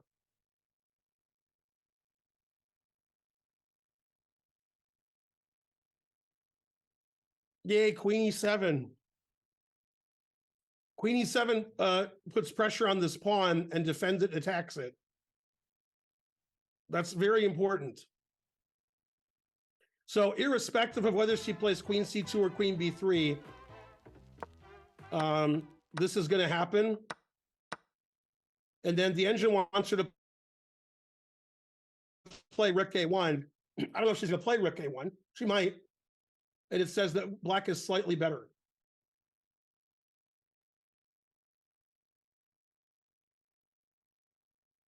Crazy position.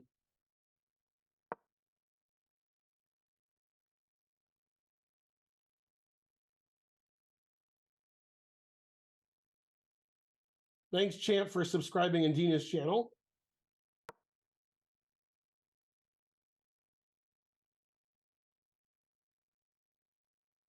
You're not supposed to get up from the board when it's your move. When you're sitting at, and it's your move, you're not supposed to get up. You can, but you should tell the arbiter.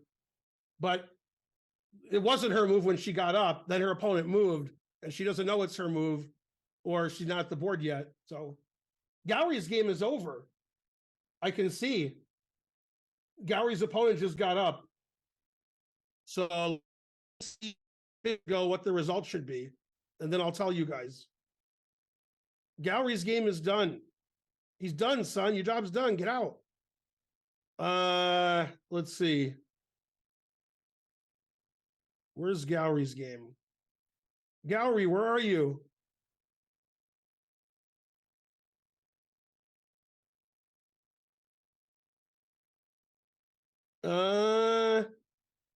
Well, that game is a draw if it ended. From the position I have, it's just equal. It's like symmetrical and equal. He was playing WIM Michelle Katharina or Katharina Michelle. Nobody knows. I'm guessing they drew because it's hard for me to believe in 10 minutes. It's pretty equal. So we have 3 draws. Naroditsky drew with Bruzon. Gil Popilski drew with Andy Woodward. And it looks like Michelle Katharina and Gowrie drew.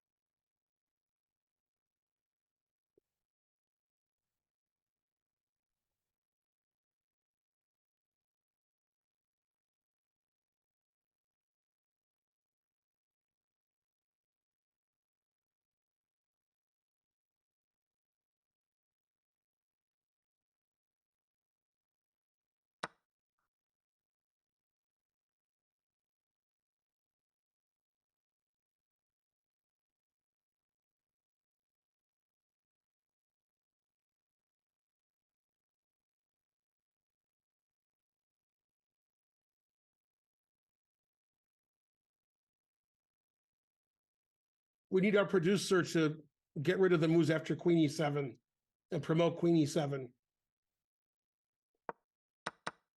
It only works if we both do it.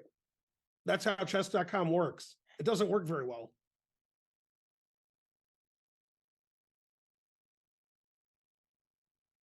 Let's see here.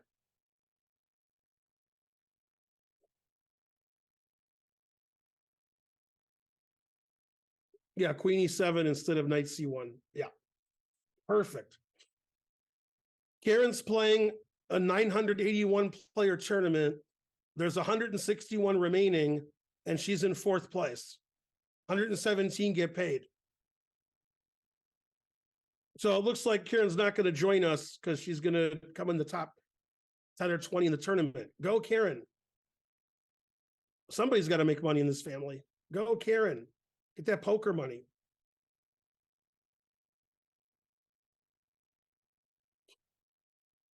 I can't be the only person in this family flopping the nuts.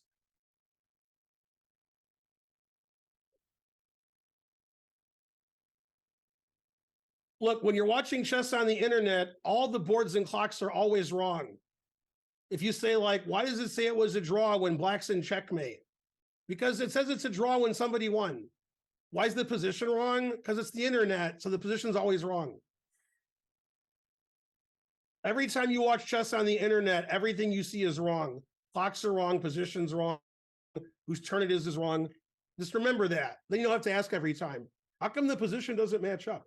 Now, coincidentally, at this particular time, the positions do match up because we notice when they're wrong and we fix them. Obviously, the live board, the actual chess board, that's the position.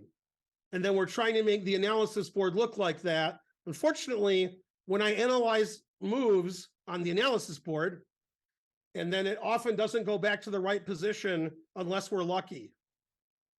Thanks, chess.com. But if we're lucky, then it gets back to the right position.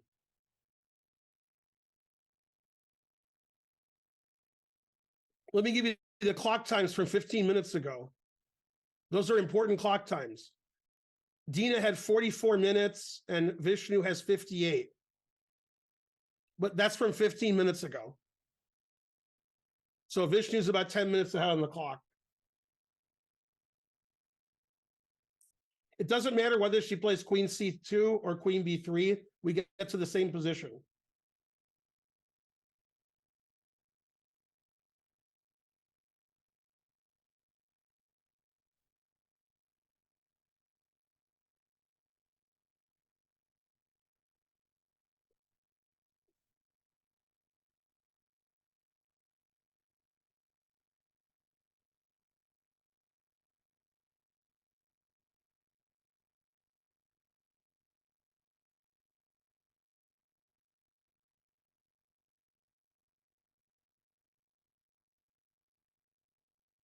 How was Dina's today game chat?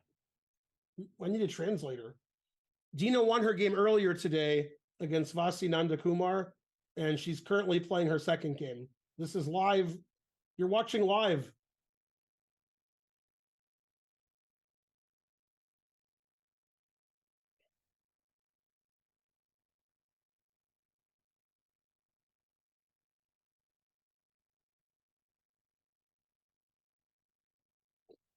What is wrong with Queen B3 after Queen C3? Can somebody translate into English what he means? Dina's down 6 rating points this tournament thus far. So if she wins this game, she's basically even.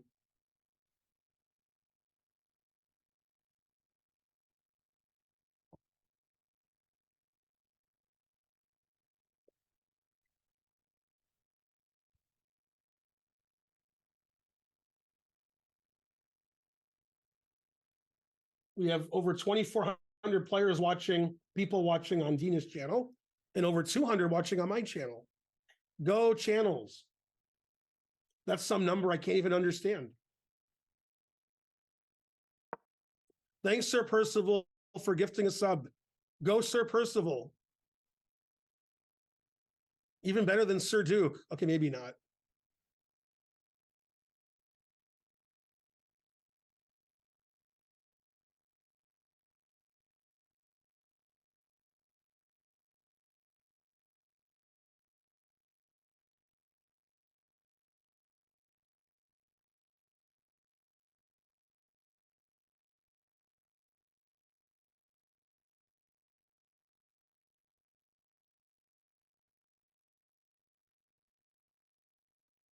They'll probably play queen c2 instead of queen b3 because it saves energy. It's only half the distance. You gotta save energy for later in the game. b3 is much further.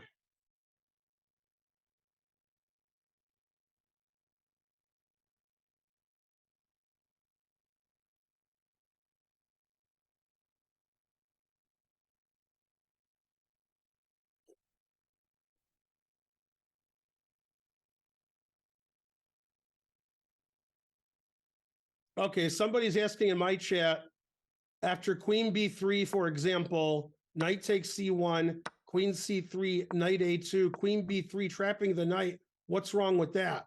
What's wrong with that is I take the pawn, and then if you don't take the knight, then black did good. And then we play the move a2. And we're going to play a1 next move. White has to play knight b3 to give up a piece for the queen. And in this position, black is just up a pawn. White has compensation. White has a nice pawn center. But okay, black's up a pawn. That could happen. Probably not, but it could. It's important that both players see knight takes b4. Otherwise, yeah. Otherwise, you're right. This just wins.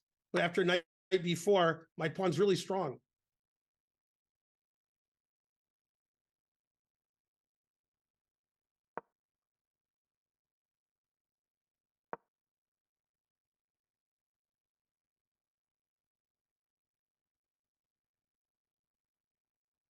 And she played queen b3, not saving her energy for later.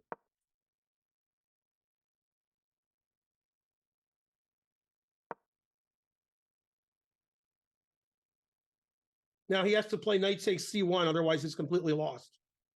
So he'll definitely play knight takes c1. Will Dina play queen b3 and go into that endgame, or will she take on c7? The engine prefers taking on c7.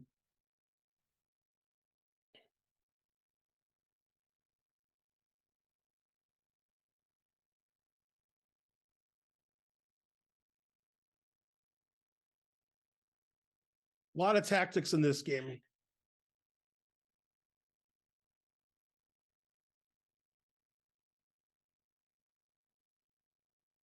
There's Canty walking by. Walk on by. Dun, dun, dun, dun, dun. Canty's position not very good against Ethan. Trying to learn gave 5 subs. A hype train is close. Let's go. Let's get that hype train going to my channel.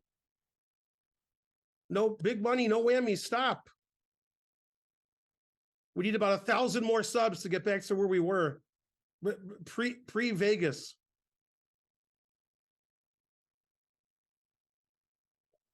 Gallery's game almost certainly ended in a draw, but we won't know for a few minutes.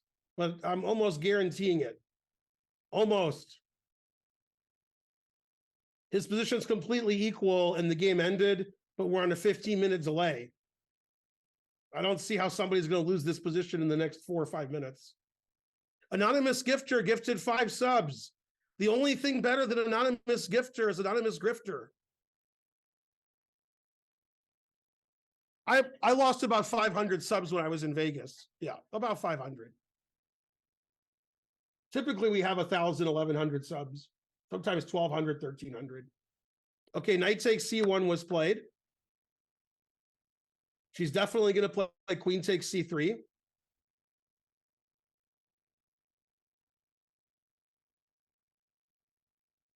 This is why queen e7 was so good. After rook takes c1, I can take on b4 or play bishop b2, but take on b4 wins a pawn. Okay, so well, bishop b2 might be better. No, bishop takes b4 is better. Okay, he has to play knight a2, otherwise he's lost. These moves are forced.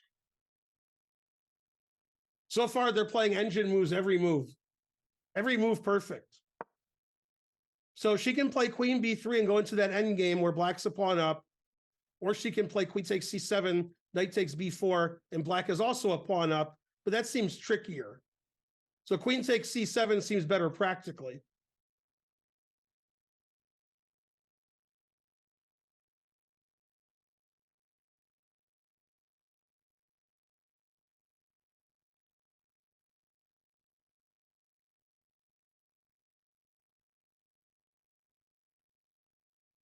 Thanks, Shijan Drake, for 100 bits. Thanks, Sir Percival, for 314. Thanks to Anonymous. Thanks, Libra Q, for 600 bits. The hype train's at level 4. Go hype train. Let's see what I missed here. I probably missed some stuff too. Drake with another 100 bits, which I missed. I think I got everybody else.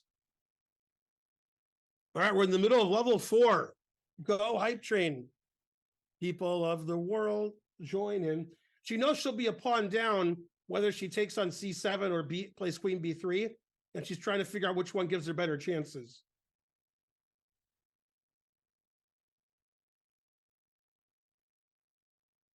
Looks like B3, based on the way her hand was moving. Okay, now he has to play knight takes B4. There's no other move.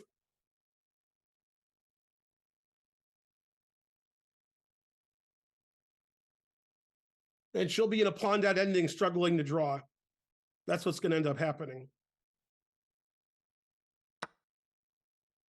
And she has to take it.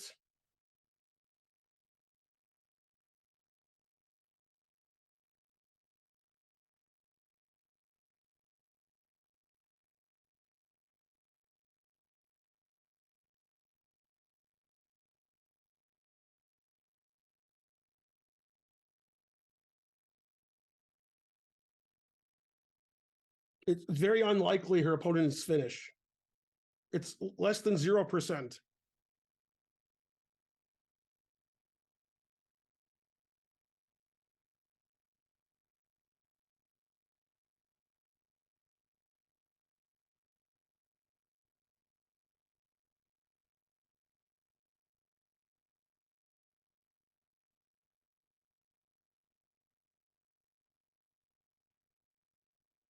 Queen takes B4. They'll trade queens and then A2, knight B3, etc. The line that we already looked at. And then black's going to be a pawn up for not too much compensation. Not much.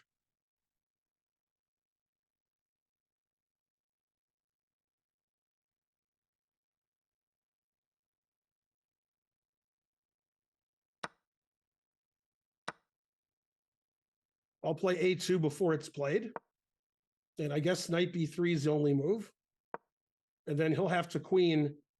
Although he could take a rook to be cute, but there's a queen at the other side of the board. There's no other rooks. So he'll make a queen. These moves haven't been played yet, but they will be played. So we'll be ahead of the game. No 15-minute delay. They're on a 15-minute delay from my commentary. What's up now? How you like me now?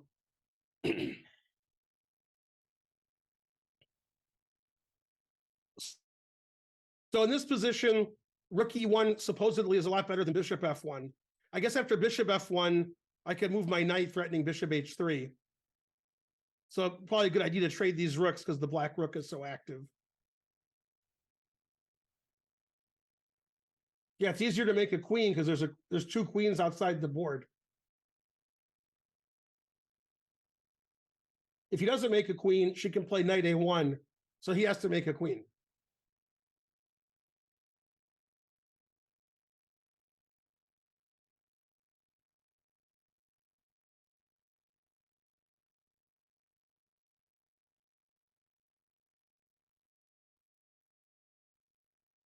There are finished GMs, but there aren't many.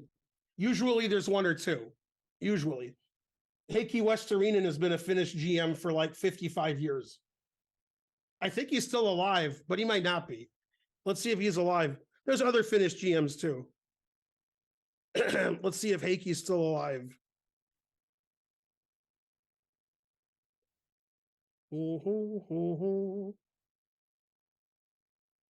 He is alive. He's 79 years old. Heikki Markku Julius Westerinen. FIDE rating 2246. Well, is a serious case of old. He was the first Finnish grandmaster, became a grandmaster in 1975. Been a grandmaster for 50 years. Rawr. And he still is. I might pronounce his name wrong, but I know who he is. You did a lecture on Tomi Nyback. Yeah, he's the best player in Finland, I think. Maybe. Also, it's probably Nibak.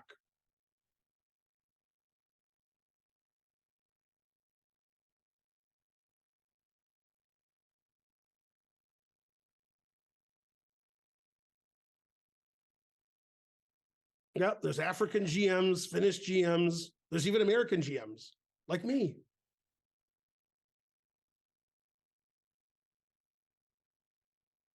They're on a 15-minute delay, so when I queen, he has to wait 15 minutes.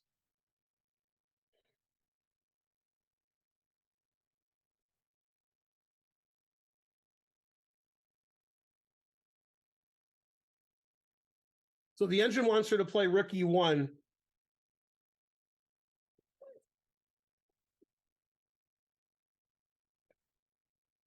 Breaking my always play bishop f1 rule.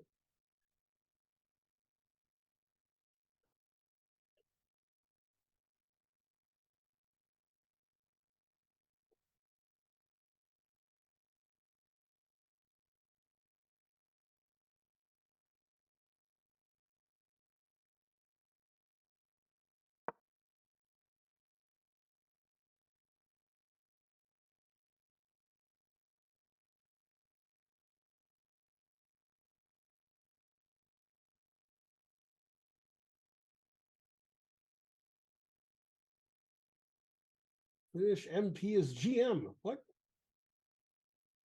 Westerina not alive? What? But the Wikipedia says he's alive. He died and they didn't change his Wikipedia?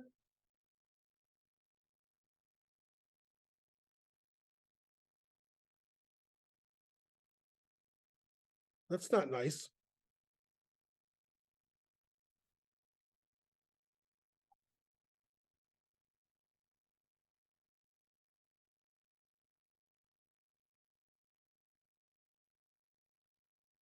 I don't see any indication he's not alive.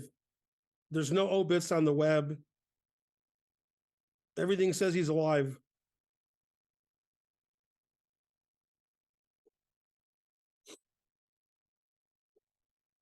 He was born 8 days after my mom.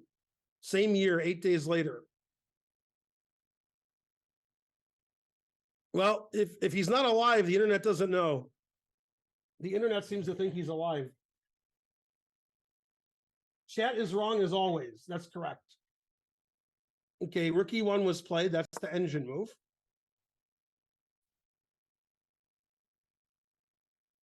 Now, all moves are reasonable. Trading rooks, moving the rook back anywhere. All moves are reasonable, except rook b1, rook c1, and rook d1, and rook a4. Those 4 moves are bad. Every other rook move is fine.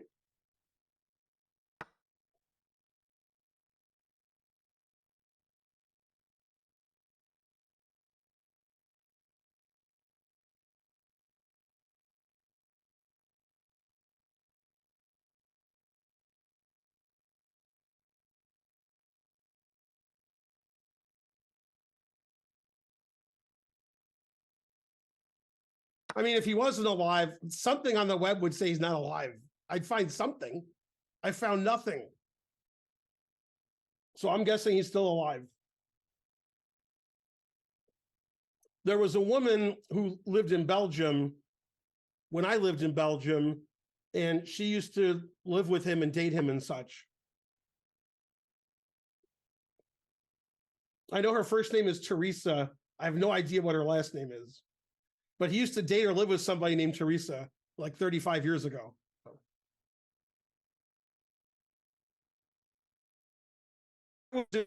By more than one source that occasionally Heikki likes to drink alcohol. And by occasionally, I mean at all times.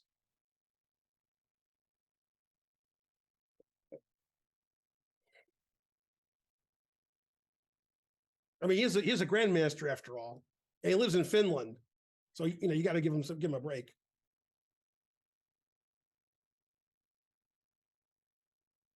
White's barely losing, if losing at all. Like if two super engines were playing, I would assume Black would win. But if two super GMs are playing, I think White would draw it, 30, 40% of the time.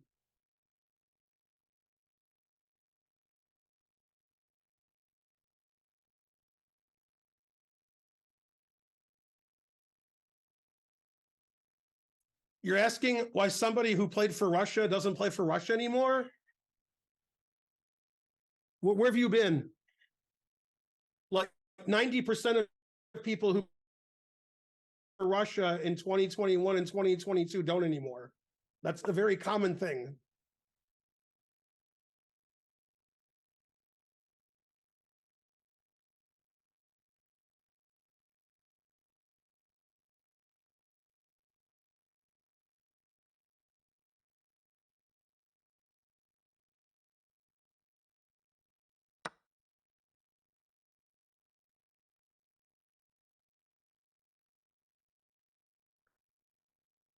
He's a Finn, all right. I'm drunk now. All right, there we go. Did Dina win or draw her first game today? She won. She had one of the last games to finish.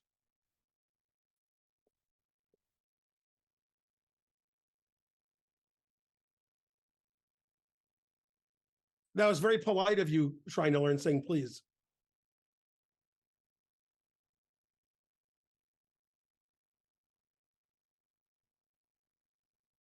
She did not draw the game this morning. She won. Pajama bottom. I can't believe people in the chat are giving false information. Oh, wait a minute. I believe it a lot. I incredibly believe it. At the super GM level, I would think Black wins half the time and White draws half the time, but maybe more. Maybe I'm wrong. Maybe Black wins more than half the time. I don't know.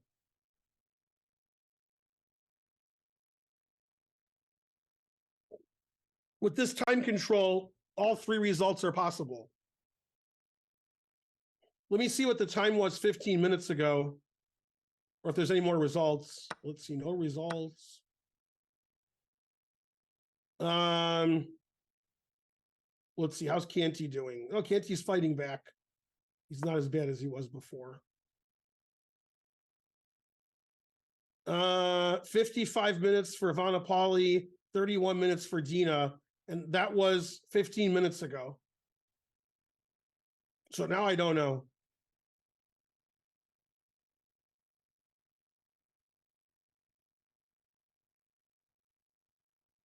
Let's see, anything exciting going on? That's not exciting. That's not exciting. It's a little exciting. I'm trying to see if anybody's completely winning on any board, but so far, no.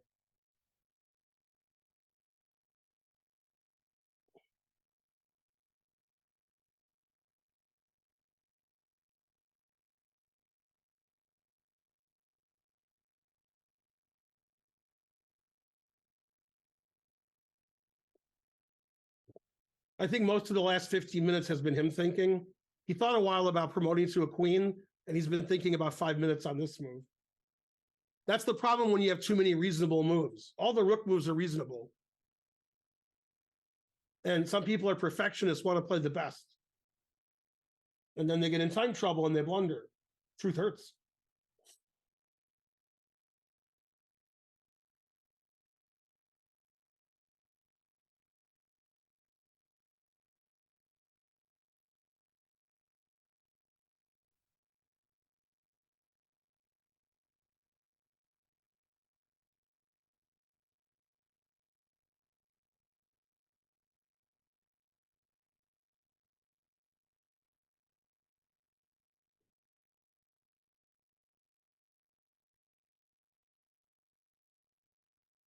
Most players who aren't grandmaster level or better have been incorrectly taught their whole life that you should trade when you're ahead, which is not anywhere near true.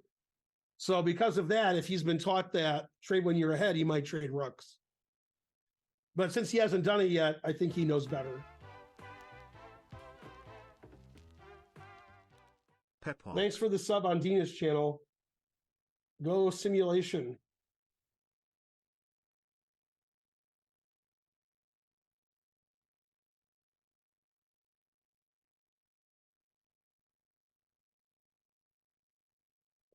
That was very sage of you, Dankel. Very sage indeed. Drunk and Such subscribed. I wonder if that's him.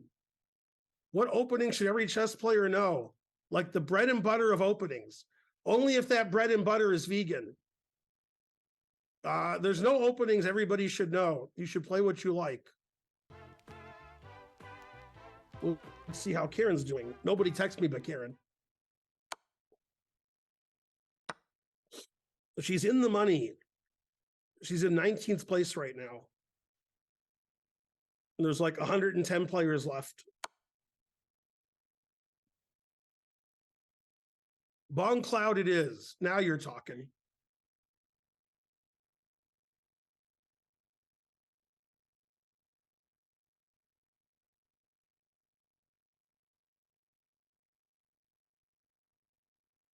Thanks for the sub on Dina's channel.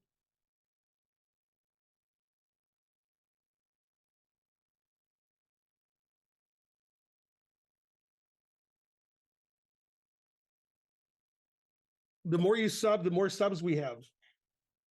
You got to support your local chess player and commentary.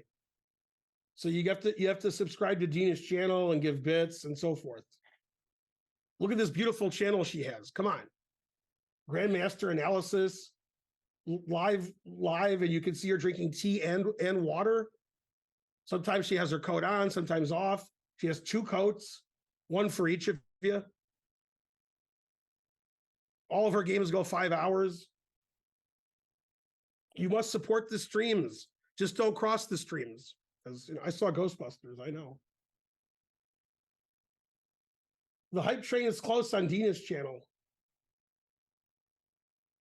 The more you donate, the more beefcake cancer you get to see.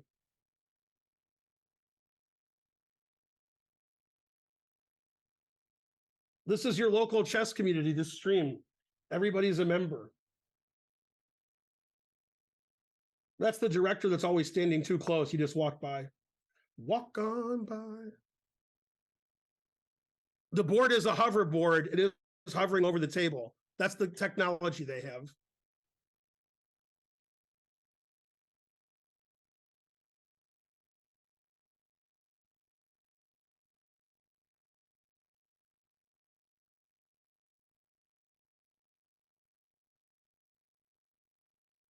Dina's suffering. That's good. It's good to suffer.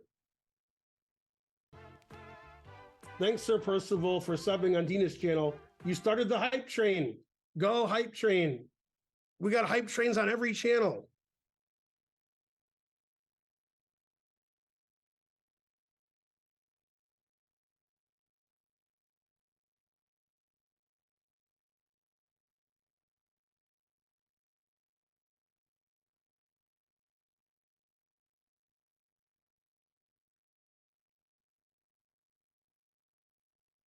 I know the time for each player from 15 minutes ago.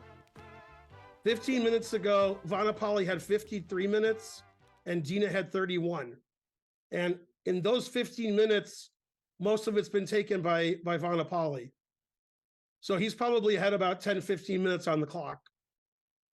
Nothing serious yet. Both players have plenty of time. Thanks, Burke, for 5 subs on Dina's channel. Go hype train, level 1 complete.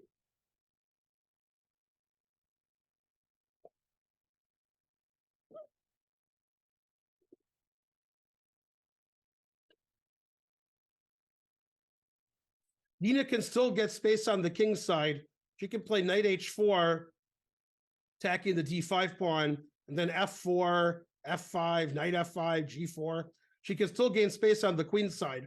It's hard for this passed pawn to get anywhere. It's blocked. So Gina still has counter chances on the king side because she has the majority over there. Okay, there's your beefcake. Time to donate. He left because you didn't give any subs. Okay, he played rook a2, a very human move. So Dina can play aggressively with either knight g5 or knight h4. Knight h4 unleashes an attack on d5, prepares f4, knight f5. You can also play knight g5, also attacking the pawn with the idea of playing e6. Those are the aggressive options she has. She can't play knight d2 because it's hanging. She can't play knight e1 or knight d4 or knight e5. So probably knight h4 to f5 or knight h4, f4, f5, and then she'll get a tempo attacking this pawn. So I expect knight h4. The engine slightly prefers knight g5, so she can play either one. Those are the most likely moves. Attacks the d5 pawn by discovery and prepares to activate her knight and pawns on the king side.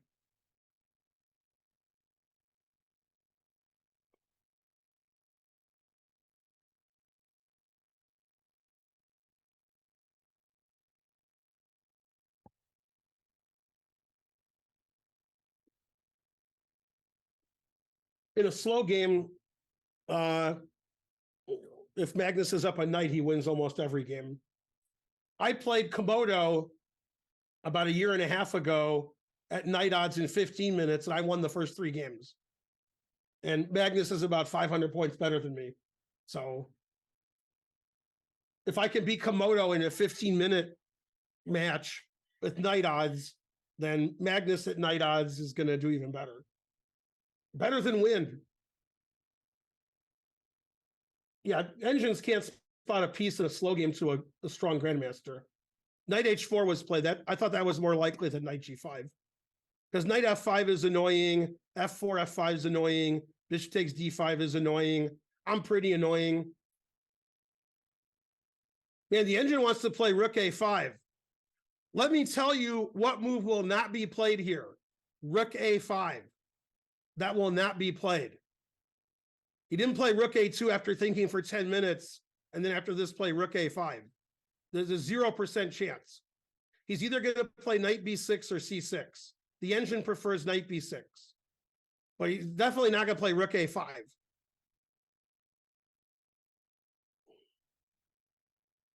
If somebody told him rook a5 was the best move, he still wouldn't play it. Too embarrassing to play rook a2, then rook a5. Knight b6 makes sense because it defends the pawn and it unleashes the latent potential of the bishop and prevents knight f5. Problem is, if I was black, I would be wondering after knight here, rook c1, what to do. The engine says bishop d7. Okay, nobody's going to do that. And the idea is if you take the pawn, bishop c6, like traps the rook later, or I have rook a1 check and bishop h3.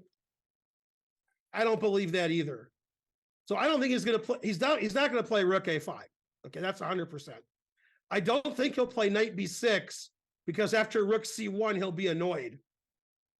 So I think he's going to play c6.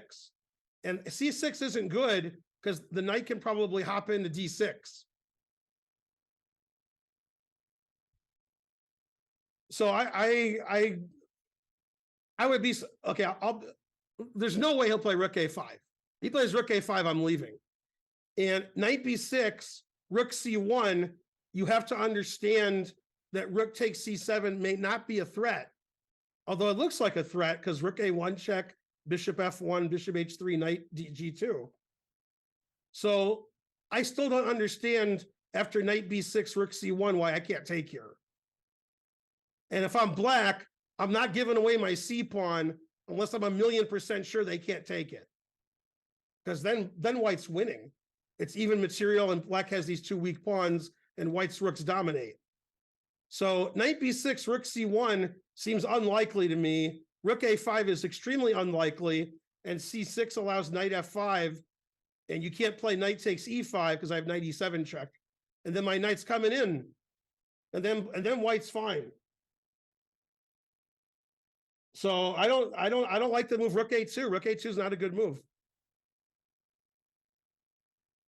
By the way, after rook a5, f4, the engine wants to play knight b8, repositioning the knight, stopping white's knight, and the knight can go to c6 with a double attack. So rook a5 is the engine move, and then knight b8.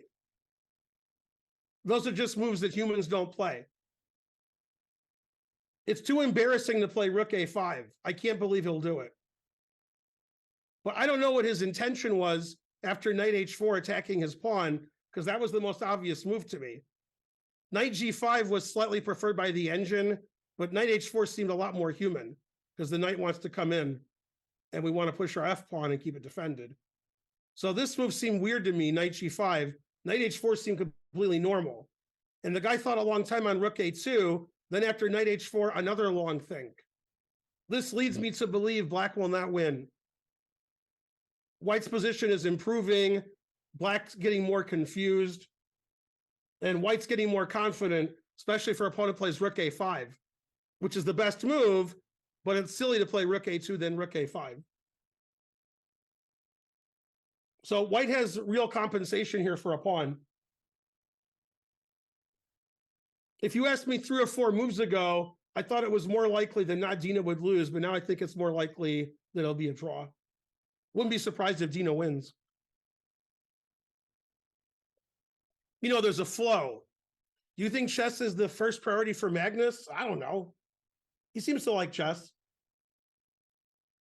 He likes playing online. He likes playing rapid. He likes chess plenty. Likes to play blitz online. Occasionally play in a slow tournament. I think just the world championship doesn't interest him because he's already won it 5 times. Because that's enough. Dina has 3.5 out of 6.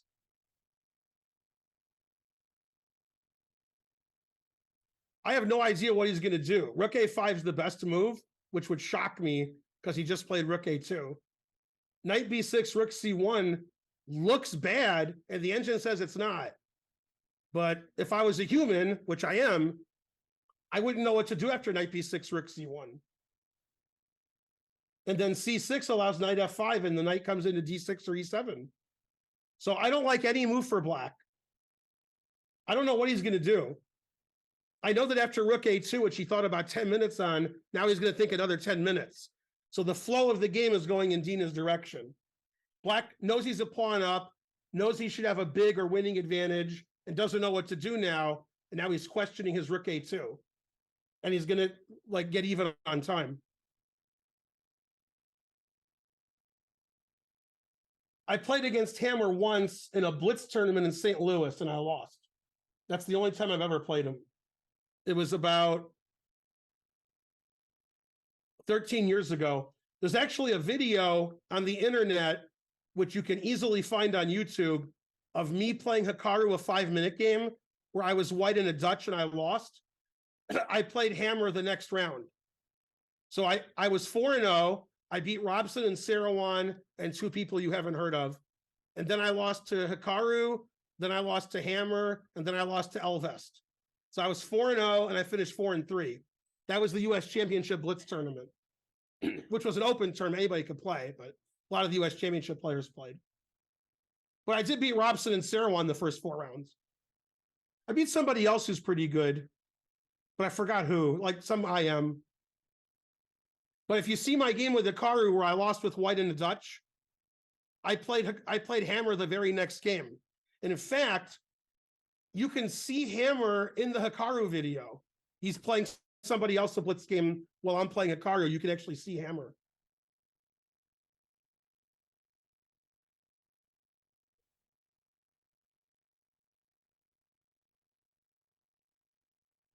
Yeah, against Hikaru, he sacked a piece and got like 4 pawns. And then his pawns just overwhelmed me. I couldn't stop any of his pawns.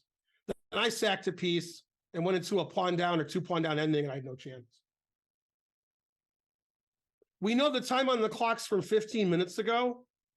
42 minutes for Vishnu and 31 minutes for Dina.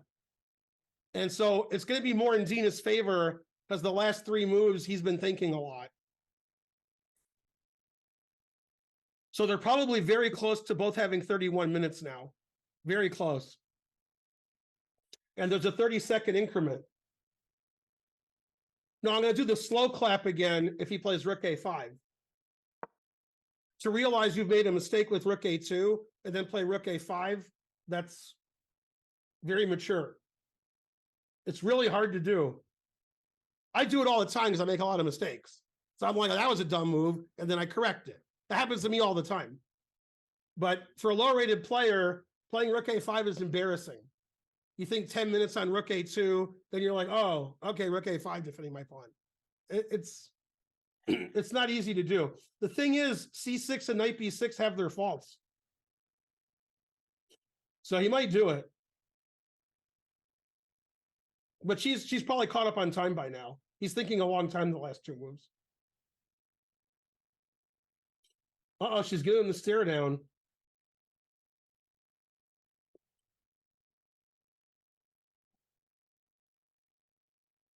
He did it. He played rook a5, very mature.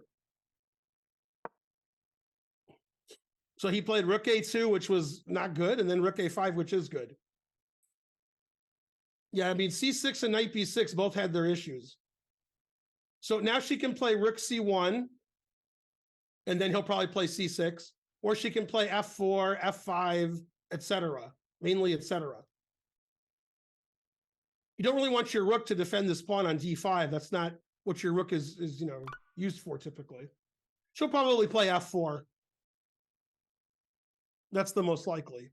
And now I have to leave because he played rook a5.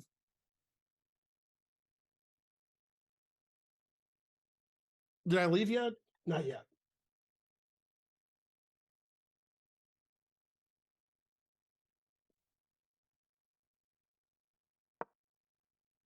You feel really silly when you think 10 minutes and play rook a2, and then you're like, that was dumb, and then you play rook a5. It happens to me a lot, so I don't feel dumb. I'm just like, yeah, that's another time that happened.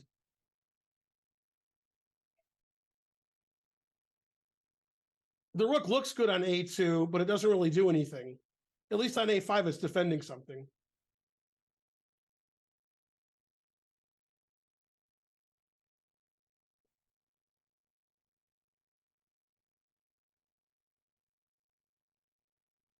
Hey, there's a less than 0% chance you'll win the lottery, but somebody wins it. I mean, probably they don't, but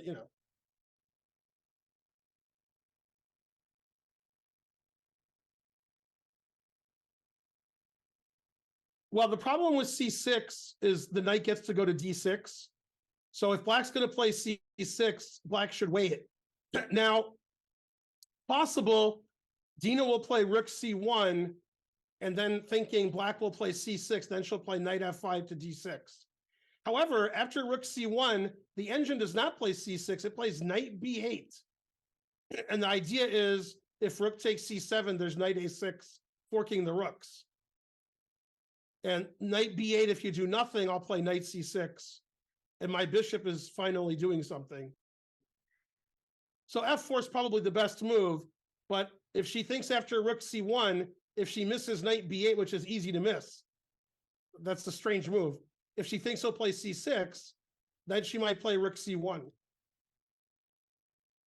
So that's the move she's thinking about, rook c1 or f4. But also play knight f5 right away. And then you're threatening to check, take the bishop, and take on b7. But after knight f5, rook e8, probably we can't do anything better.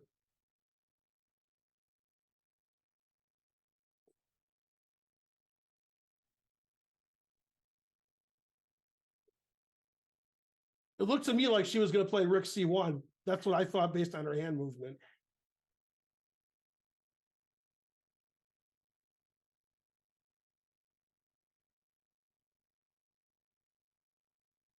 You got to give 110% when you play chess.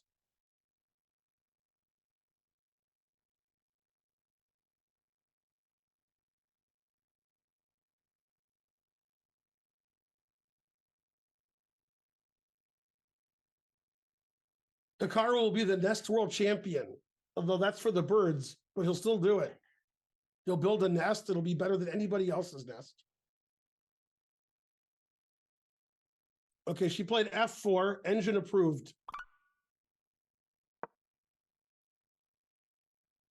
I wouldn't be surprised at any result this game. Black wins, white wins, or draw. I think they're all equally possible. The fact that black's a pawn up doesn't bother me because black has issues with all three pawns.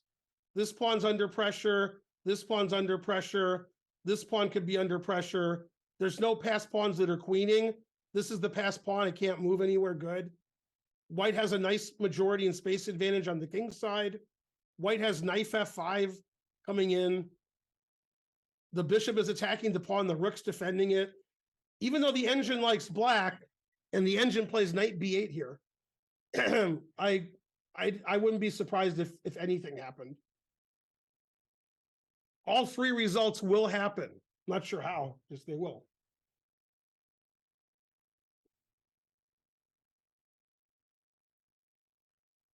Let's see if Karen's texted.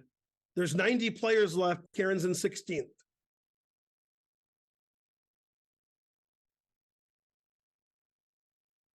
What are the odds he plays knight b8? I mean, he's got to do something. Knight b8 isn't so crazy because the bishop on c8 needs to control f5 and e6. And the knight going to c6 would be a fork. So it looks like he's playing it. Yeah, knight b8. It's a very reasonable move because the bishop is open. The knight didn't have anywhere else to go that was good. And the knight wants to go to c6 with his fork. So very reasonable move, knight b8. Now if he plays rook a8, he's all set. Then he can uncastle, set up for the next game. Now the engine wants her to move her rook away so knight c6 doesn't attack her rook. So either rook b2 or rook b1 is the engine preferred move. The knight b8 is a very good move. The knight on d7 was just blocking the bishop. This is a weak pawn that white has on d4. It can't be protected by another pawn. So knight c6 is very logical.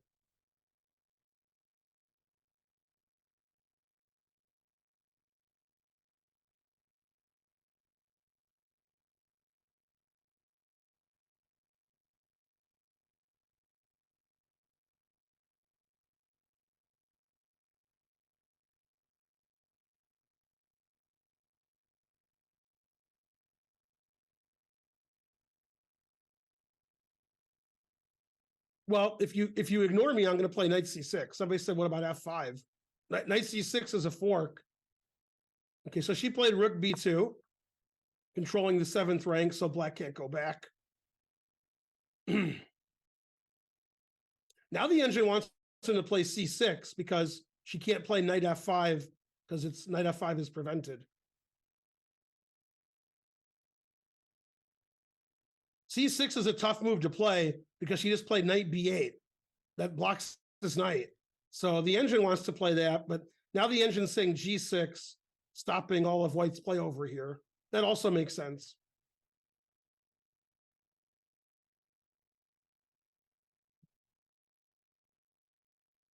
It's not an easy position to play. Black can play c6, knight c6, g6. I mean, you're sort of guessing because you don't know, if you play c6, you don't have to worry about this pawn anymore. So your rook can start moving, but it's not clear where the knight's going to go. If the knight goes to a6, then what? So it's tough to play c6 because it's not clear what the next few moves are. If you play knight c6, then your b pawn and d pawn still have to be babysat. So it's just a tough position. It's not easy to play for either side. And the clock times as of 15 minutes ago, Vishnu had 35 minutes and Dina has 29. So they're getting close on time. Let's see, is anybody winning on the top boards? Yes. Deepak Aaron's winning against Alshamora Diabati, it says. I don't know why he's winning. It looks like he's slightly better, but the engine says he's winning. The engine knows better than I do. Let's see. Everything else is close to the, equal. Nobody's completely winning anywhere.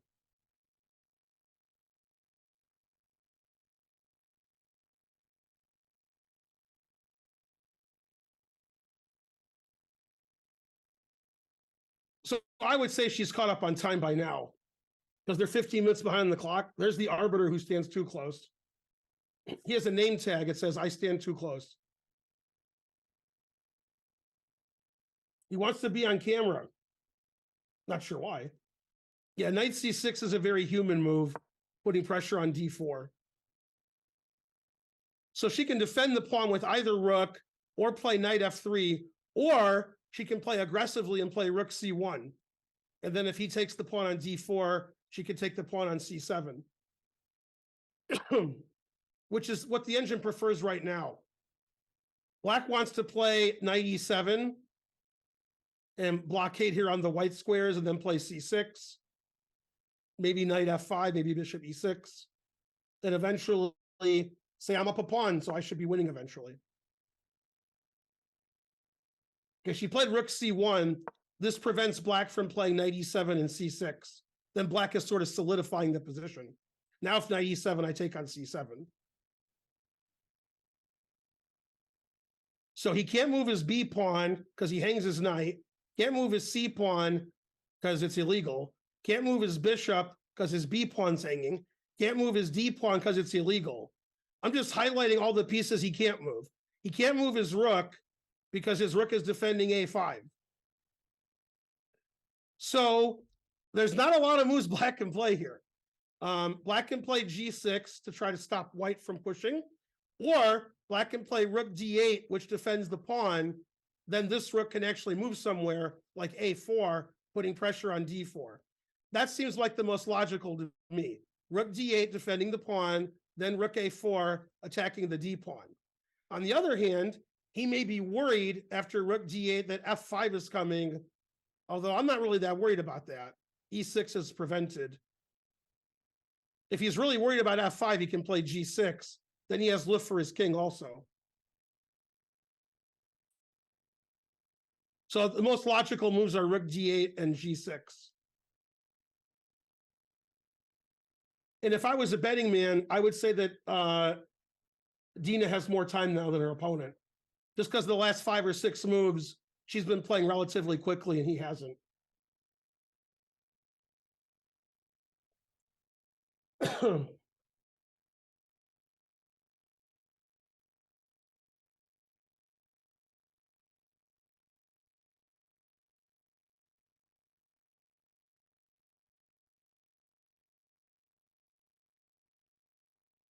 Dina lost a pawn in complications, which probably that was a good idea.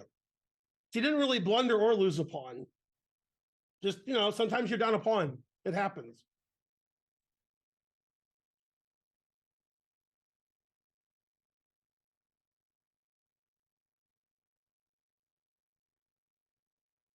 Dina's position's pretty good, except she's down a pawn and the d pawn is weak.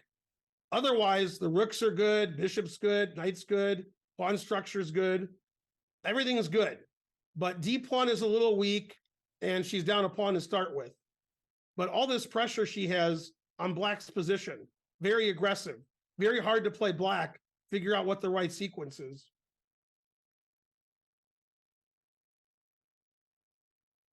He could even take on d4 and allow this rook to come to c7 and think that's his best option. Possible. The engine doesn't like it, but he could think it.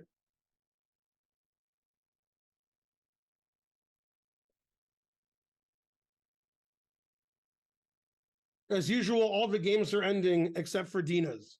Dina's game never ends. Other games end.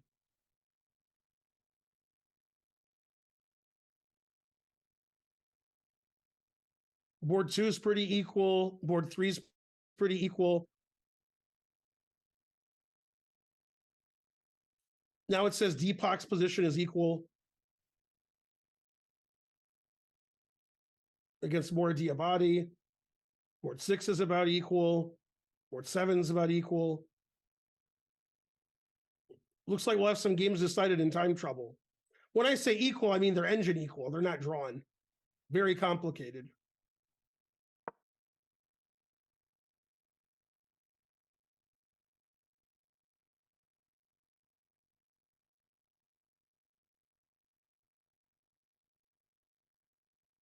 So his choices here, I think the best choices are either rook d8, defending his pawn again so his rook can move, probably to a4, and g6, stopping white from playing f5 and forever knight f5.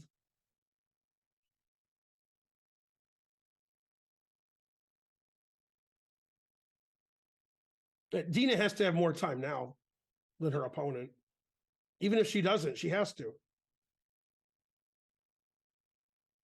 Yeah, on the 15 minutes ago, she had 26 minutes and he had 33, but probably 90% of the time it's been his move. So they probably both have about 25 minutes now or less.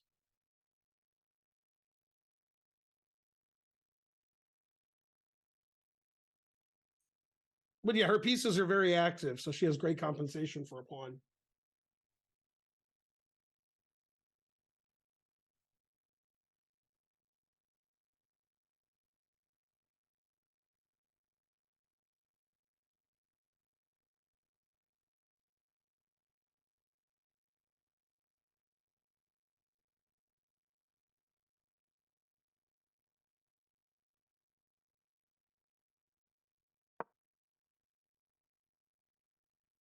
No, there's no extra time. It's game 90 with 30-second increment. So every move they get 30 seconds added to their clock, but there's no time control to reach. You just keep getting 30 seconds every move you make. Every breath you take, we'll be watching you. Let's see if Kieran's has any information about poker. Nope.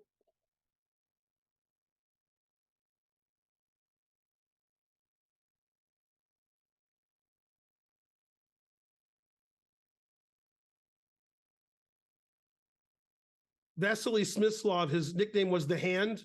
His hand always found the right piece to move. This guy's nickname is the Elbow.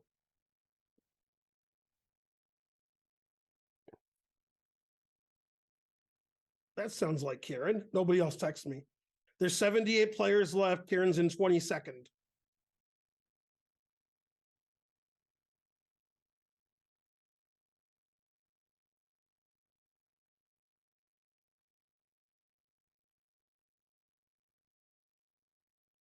The last time I played at slow chess was the World Open last year, a year ago. I lost my last game, the only game I lost in the tournament.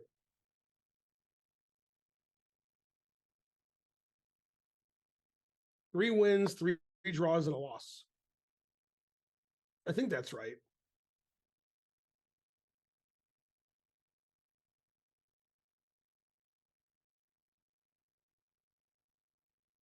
Which event is she in? Oh, Karen? She's playing this a poker tournament online on ACR. Entry fee is probably like $10 or something. There were like almost 1,000 players. And there's 78 left and she's in 22nd. Well, the engine likes black because black's up a pawn. Engines like being up a pawn. I can say with almost certainty that based on the last few moves, that Dina has more time on the clock now. The game is trending her way. Her position gets a little better every move, and her time situation gets better every move. I mean, her position looks fine, just down a pawn. If we took one of black's pawns away, white would be better.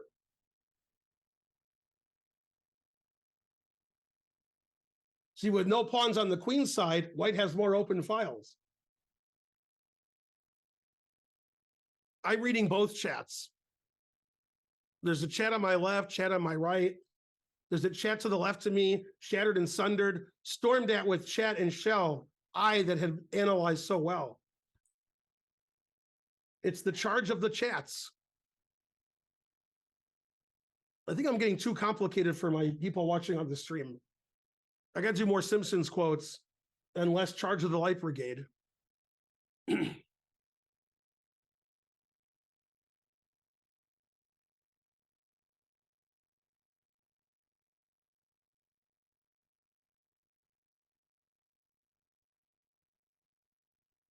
Charge of the Light Brigade is a reach for us gawking rabble.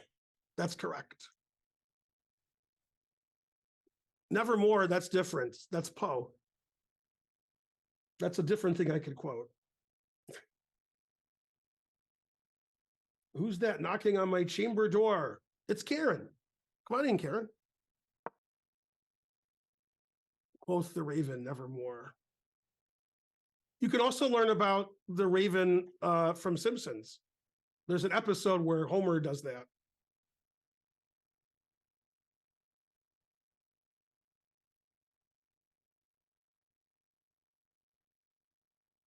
If anything, I've overestimated your culture. Oh, snap. I mean, your indolence is inefficacious. Who can bear the proud man's contumely?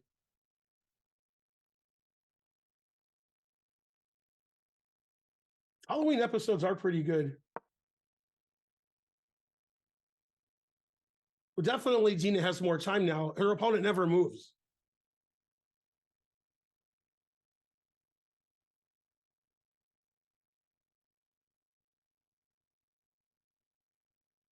I always assume Poe stole that from The Simpsons. Exactly. Oh, no, he didn't.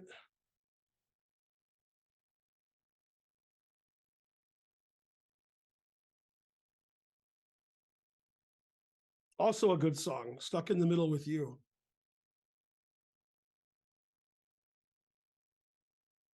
It's all about the Benjamins. That's correct. 3,000 people watching on Dina's channel, only 300 on mine. No. But they're seeing the same stuff. If her opponent doesn't move, she'll win. That's good analysis. That's why you're here watching my great analysis. I'm getting dizzy looking at the board. It seems like it's out of focus. Come on, board, get in focus. Looks like he wanted to play Rook D8 there based on his elbow movement.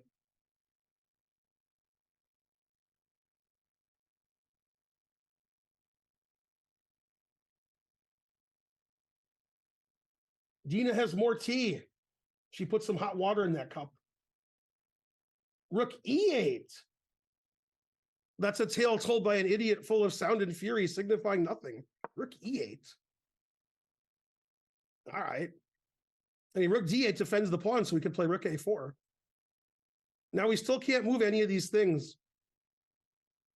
Everything I've highlighted can't move. So Rook E8's strange. It's not bad because White doesn't really have anything great to do.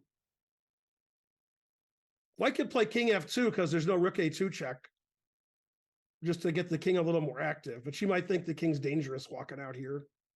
She's walking on EF2. Whoa. Trying to play good. Yeah, the engine says King F2 or Knight F3. It's hard to play Knight F3 because you're letting the bishop get out and you can't play F5 anymore.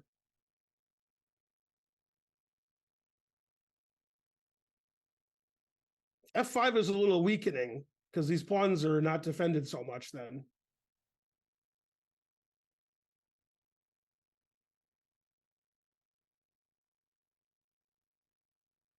It's possible he wants to play Rook E7, defending his C pawn, and then play Knight takes D4. That could be his idea. Interesting idea. I hadn't seen that, defending the pawn this way.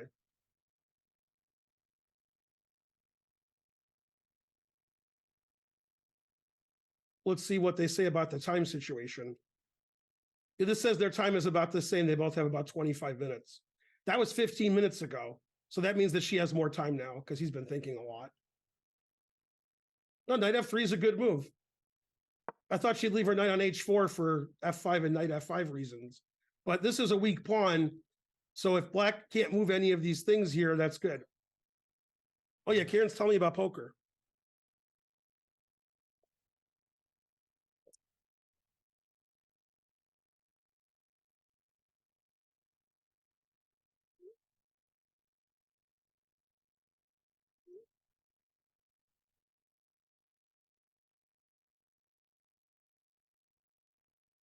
She just has to keep the position, not have much happen.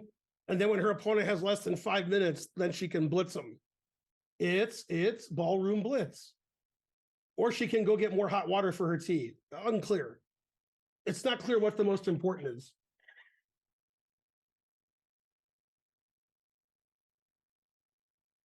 Yeah, Black's pretty tied up here.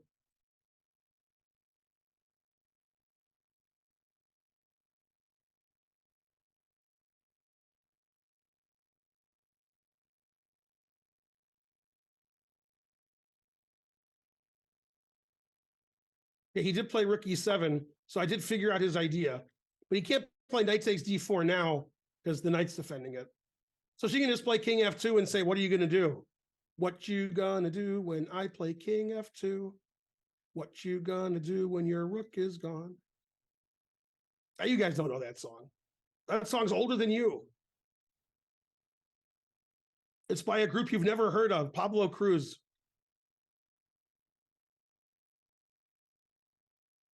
Go Yacht Rock. It's the Yacht Rock channel starring Grandmaster Finegold.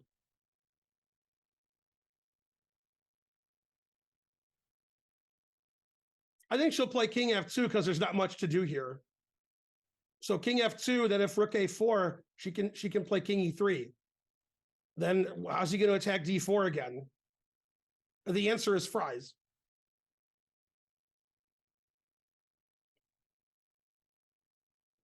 If he plays rook a4 and she plays king e3, then she's threatening rook c5, and this pawn's weak.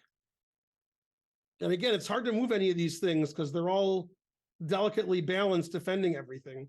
Bishop's defending this, the rook is defending this, the knight's blocking this rook. That's why he played rook e8 to e7, so his knight could move.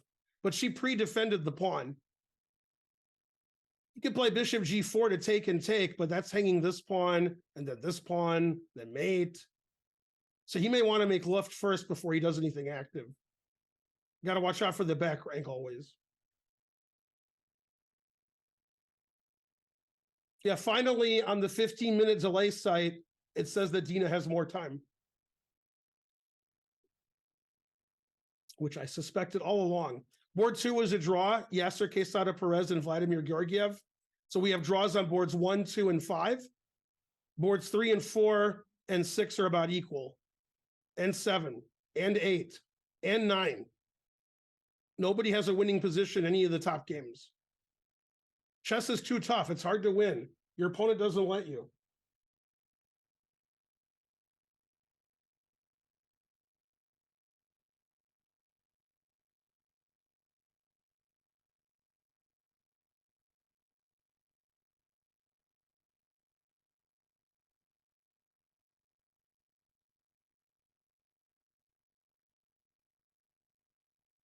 That's right, Wally Renfield. That's correct.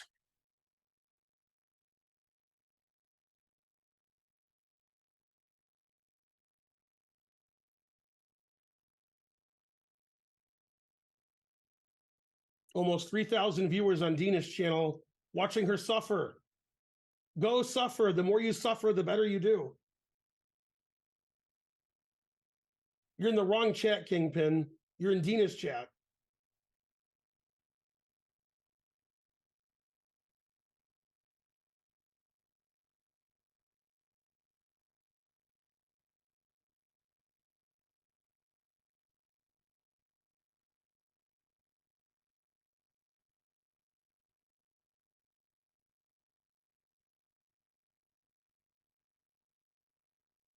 It's funny, after rook c5, the engine's playing rook a4, giving this pawn away. I mean, nobody's playing rook a4, giving this pawn away. Nobody is. I wonder what happens on takes, because that's sort of a weird transition of material. Bishop has to stay here. This pawn's weak. I don't think she'll play rook c5. I think she'll play king f2. No reason to do anything right now. No reason to change the position. Black hasn't shown anything in the last few moves.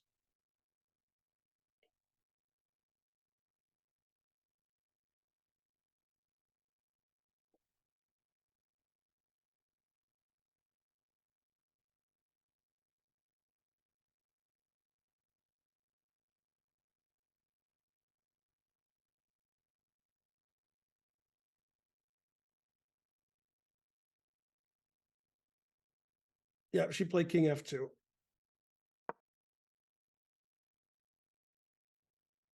Yeah, the engine wants to play knight d8. The engine's always playing knight b8, knight d8. That makes sense because the rook is defending, then he could play c6, knight e6, bishop f5. He played g6, he finally got Luft.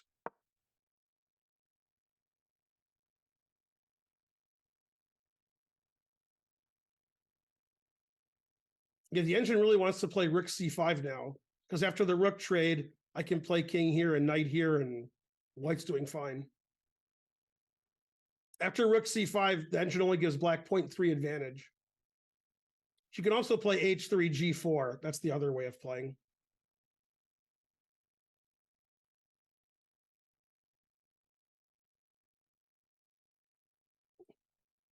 I feel weird about playing rook c5.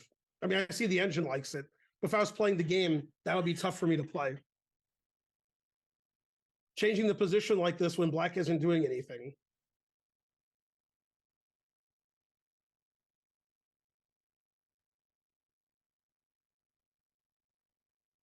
Let's see what time it says.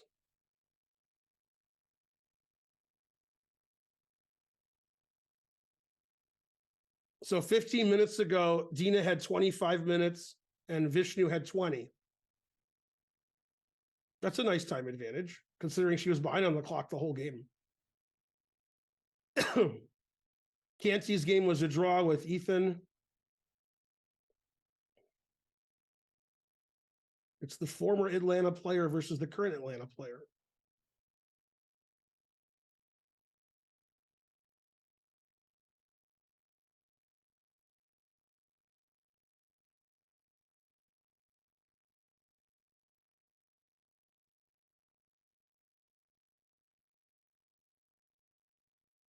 Rook c3.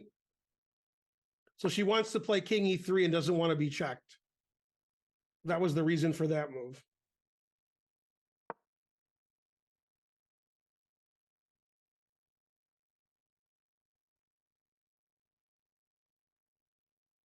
Just controlling the 6th rank. Yeah, it's hard for white to try to do anything when black's not doing anything. If black's not doing anything and black's a pawn up, black's going to feel obliged to try to win somehow and maybe mess his position up. So you don't want to mess your position up first. She can also play bishop f1 to b5, put some more pressure on the position. Always play bishop f1.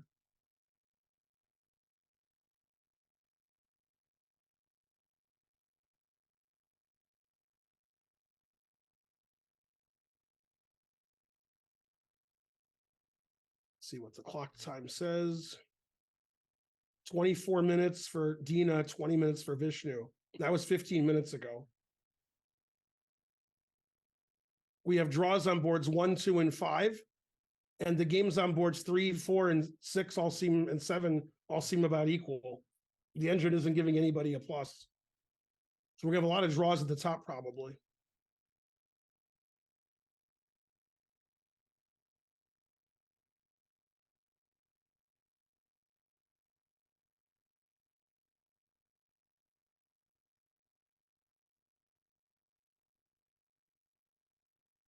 Yeah, if white ever plays rook takes, pawn takes, rook b8, rook e8, bishop h3, we have bishop e7. So that never works. Both players see that.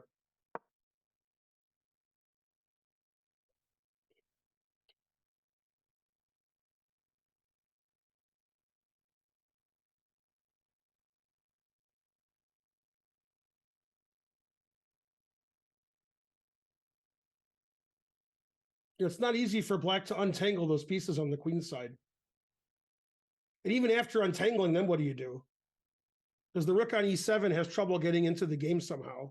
It's really blocked by white's center. Rook is very passive on e7. White's rooks are very active on the half-open files. See, not having pawns means you have half-open files.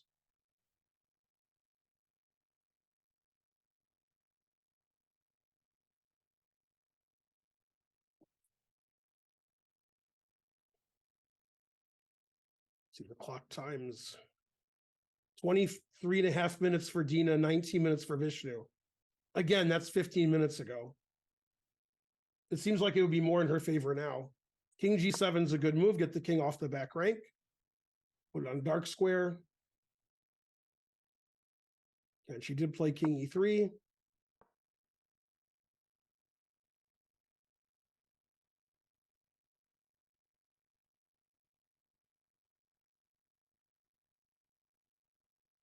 That's why she played rook c3, so her king could be safe on e3.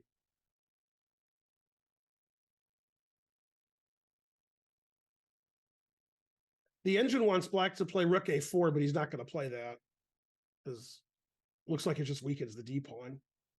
But the engine must see something that we don't.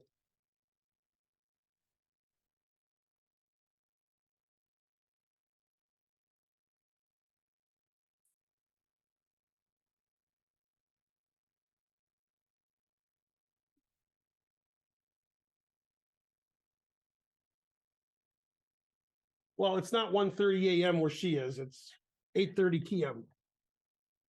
Very reasonable. The game has just now become 3 hours old. That would be a very short game for her this tournament. We still have another 45 minutes of this game.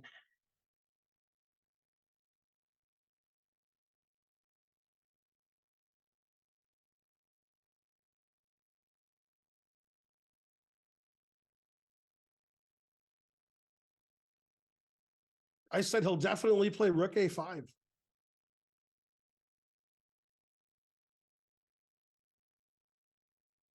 Thanks, DT Greg, for the sub with Prime. Uh-oh, that's not good. Karen's here. No, 68th place. I prefer 69.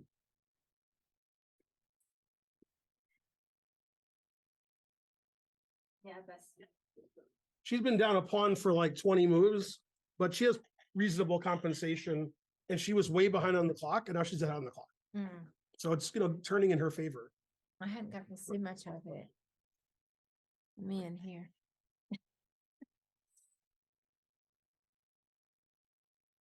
Got on my chest shirt. Her opponent's always thinking. So we only have the clocks from 15 minutes ago, but finally she has more time.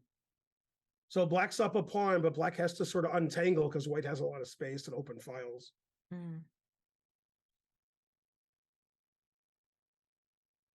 Yay, thank you, DT Greg, for the sub. Hey, Kingpin. Now that Karen's here, time for her opponent to blunder. So this guy, Vishnu Vanapalli, he's in slow chess. He's the last player I ever beat. I beat him in round 5 of the World Open in a king and pawn endgame. Then I drew my next game. I drew my next game, and then I lost. Okay. So he's the last guy I beat. What's that? I didn't remember all that. Hey, Wally, how's it going? I had to look it up. He's a local kid, lives in Charlotte area. Yeah. Oh, she gave him the death stare. I'm so tired. I played hours and hours of poker, and it cost $8, and I won $21. Yes. Yeah, I mean the top prize was $1,400. That's what I was playing for, not some $21. Yeah, what are you, Alan Kessler? But I'm getting better. Her opponent never moves, so that's good. So I only know the 15-minute ago clocks. And she's ahead by a minute 15 minutes ago. She's probably ahead 10 minutes now. Yeah. Because he doesn't move very often. Well, I've improved and I cash more, but I haven't hit the big one on ACR yet. He refused to be on camera, so they tilted the camera so you can't see him. Okay, good. Yeah. And then we see his elbow sometimes. Yeah. He didn't complain about that, I guess. He didn't mind his, If you see his elbow. Yeah.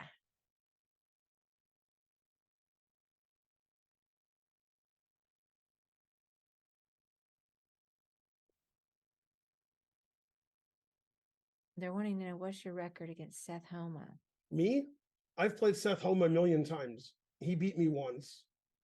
He beat me in Chicago. No, I'm sorry. He beat me twice. He beat me in Michigan Open once. Like the first 8 times I played him, I won. And then we started drawing and he was winning. So he played the best move, rook a4, which I said he wouldn't play. Because I was worried about this d pawn, like rook c5, rook b5. And the engine plays a move that makes no sense at all, knight d2. That attacks this pawn, or gives away the d pawn. Then knight h4 is the second move. Yeah, the engine wants to move this knight and attack the d pawn. That would surprise me.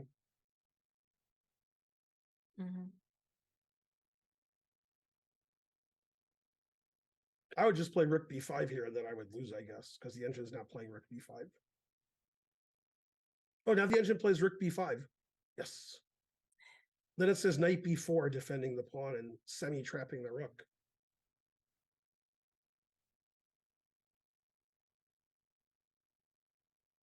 He's played a few moves I said he wouldn't play because they didn't look human, but then he played them. Hey, Dr. Chester X, how's it going? And thank you.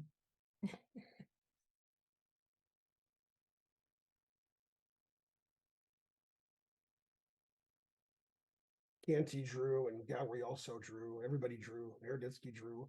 Mm-hmm. A lot of games are done. They're all draws.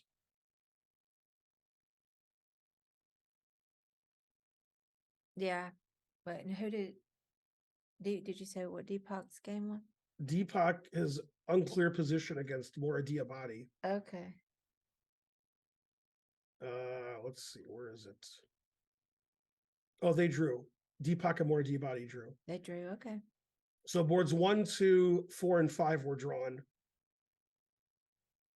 Mm-hmm. How did little Zhang do? Well, he might not even be up here. Yeah, he might Let not me be on the see if board. he's. I don't think he's here. Ethan drew with Canty. Oh, okay. Ooh, Dominique's playing. Shocking.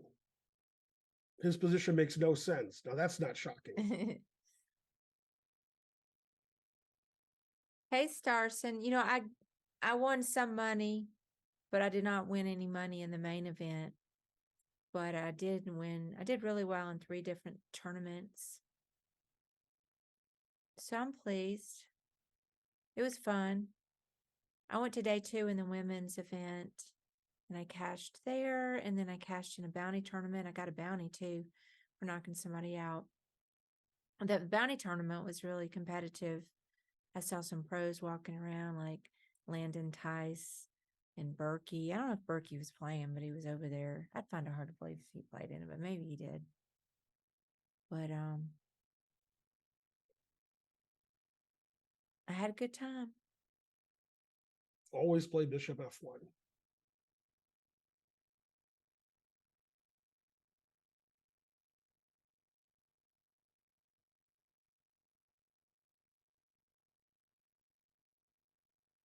I played pretty well in the online tournament I just played in.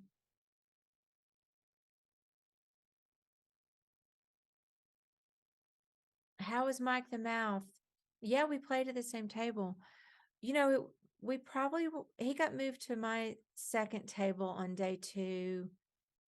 And he sat down. I was it was 9-seeded. I was in the 8th seed, I think. No, I was in the 9th seat. And he was in the 4th seat, I think. Yeah.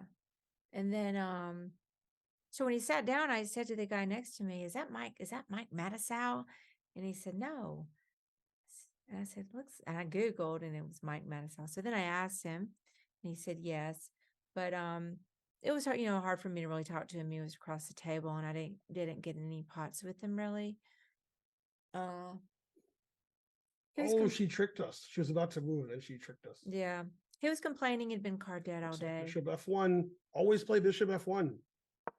Even if the engine doesn't like it.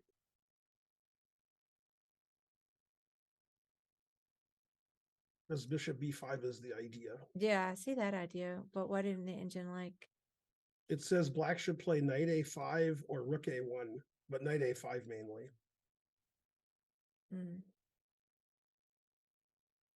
But yeah, bishop f1 looks perfectly cromulent.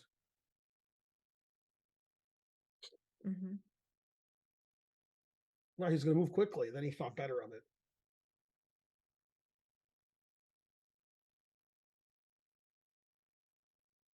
I can't tell what he's going to do.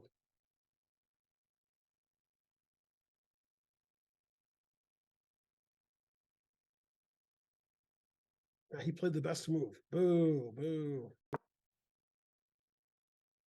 Lots of good moves this game for both players.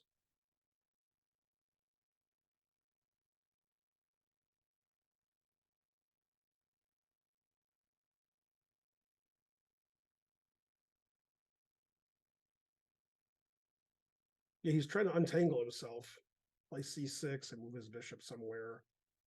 Mhm. And then his pawns are all defended.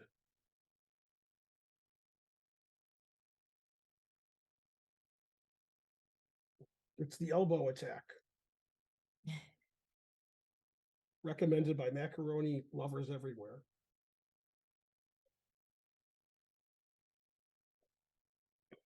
And their time is about the same. 50 minutes ago it was.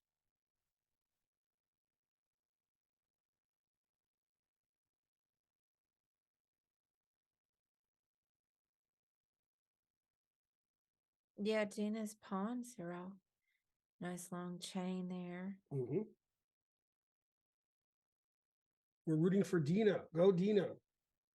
Any concerns about that B pawn eventually You know, like the queening? moves. Yeah, Not at the moment. yeah, not at the moment.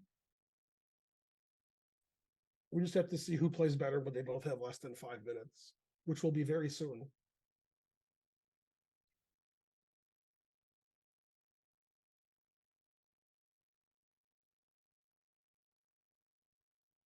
Any interesting hands in poker? Not mine, or just Yeah, today in your tournament. yeah, I don't know. My brain is mush. Pretty tired. I mean, I've been playing for hours, and yeah,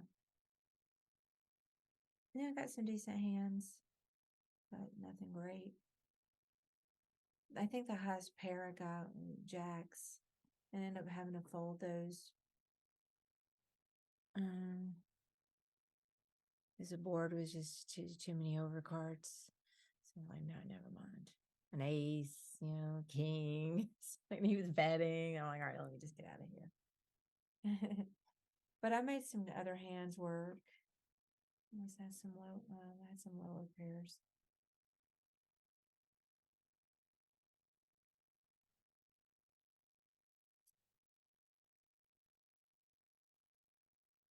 Have you played her? Can you beat her?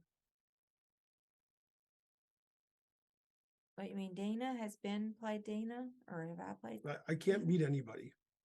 I mean, there's no way I can beat Dina. Ben. The only true test of me and Dina is if we chess box.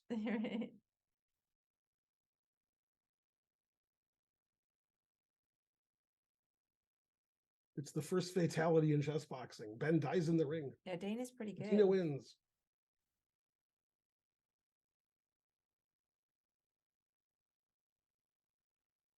She'll have to beat me the old-fashioned way, to death.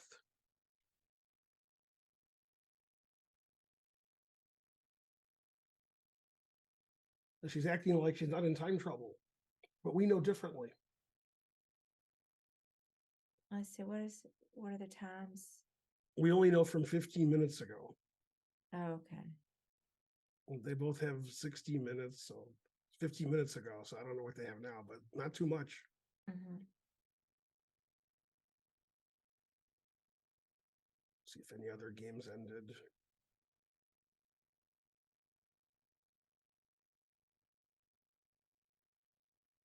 They're all still going. Ben would make it to round 3, though. I would. In what? In chess boxing. Oh, I thought they were talking about the World Series of Poker. My mind went there.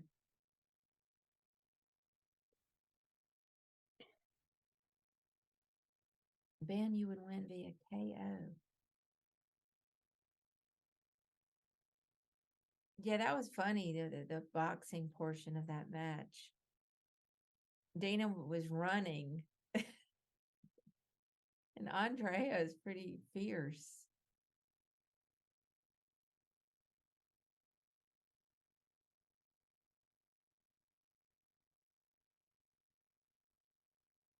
They should have a rematch because it seems like I don't remember the details now, but maybe Andrea got robbed by a call. I forgot now what happened. They both won. Is that what they ended up saying? Yeah, I don't know. It was It unclear. didn't make any sense what they said. Well, because they made a bad call. And then but Andrea had prep on her side. Yeah. Yeah. There were some referee errors.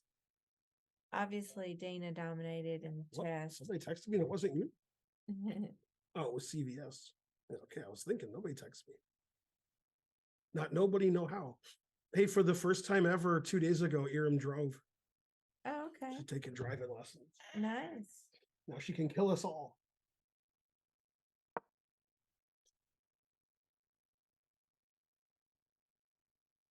The first time I drove with Krista, she was like had a learner's permit. We were in Michigan. And I said, here, you're going to turn left. So she got in the left lane and she went to turn left when there was like 50 cars coming. She was like, turn left. And I was like, stop. And then she stopped. I'm Oh, like, no. you got to wait for the cars to stop. You can't turn left when all the cars are going to kill us. And she's like, all right. My favorite though, she got to a yellow light and said, should I go through it or should I stop? And I said, doesn't matter. Just do what you want. So she stopped, then she went through it, then she stopped.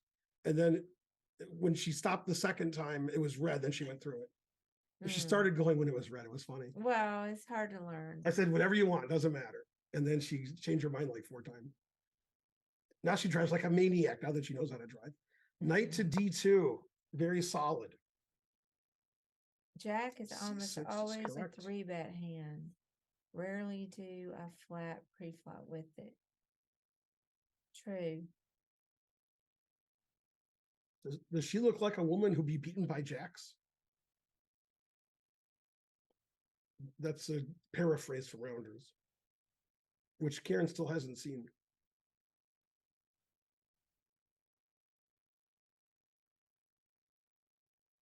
Well, the engine likes what Black is doing. Knight A5, C6, Rook A4. Black is solidifying his extra pawn. White doesn't have a lot of counterplay here. It just has to wait. Yeah, I didn't mean an overpair came, but some over cards came. Some high cards. So I think I made the right decision in that spot. It's hard to know because I didn't get to see what they had.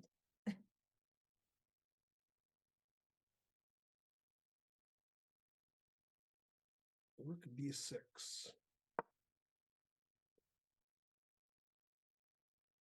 Yeah, I need to figure out when I'm going to go play poker again. Probably a circuit event. I don't really have a desire to go do anything other than those. Danya Danya. said he miss you. He does miss me.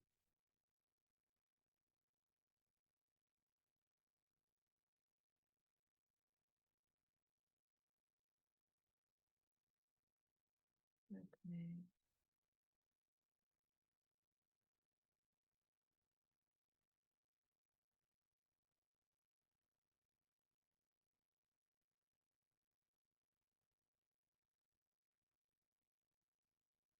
Yeah, her opponent's thinking. The last 3 moves, she's been thinking more than her opponent. His position's been improving. He's played a lot of good moves. Time to blunder. Come on, I beat this guy.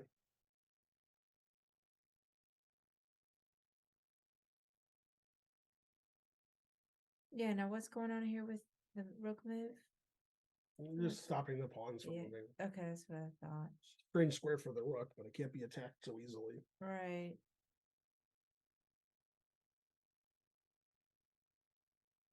Problem with Black's position is the only problem is the rook on E7 is so silly.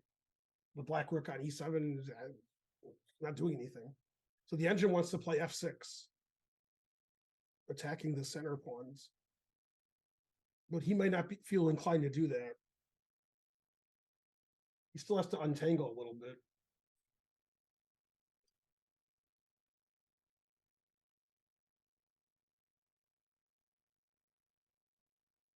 I am Mittens Slayer. That's right. I played Mittens once and I won. Hooray, with Black. Hey, Quan Gon. How's it going?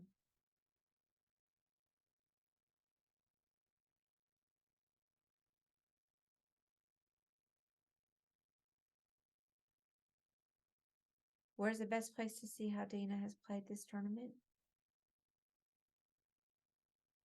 Well, you can go to charlottechesscenter.org and look at all the games, and Yeah. pairings and standings. If you get or Google Charlotte Norm Swiss, it probably will pop up as well.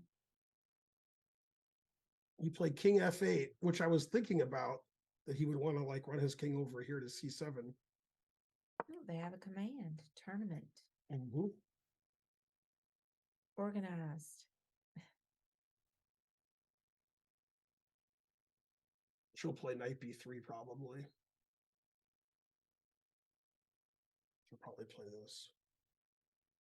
I did not, I have spoken. sorry, I did not win the main event and bring home $10 million. And they actually upped it to $12 million this year. But I didn't bring it home. She played it bishop D3. Good. They're still fighting for it. The waiting is the hardest part. Mhm. See what's going on here. Let's see results on the top boards.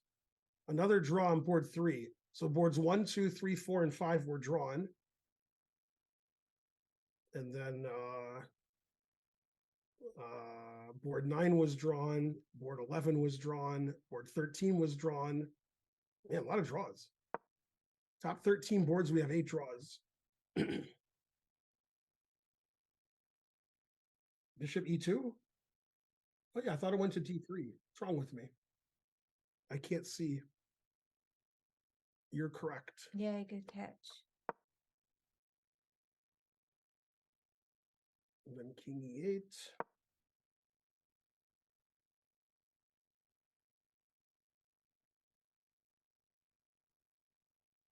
Yeah, he wants to run his king over here.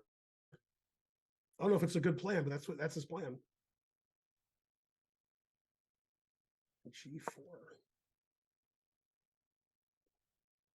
The engine doesn't like it, but now that they're in time trouble, she has to create counterplay. She has to confuse the opponent. Can't just sit back and wait to lose.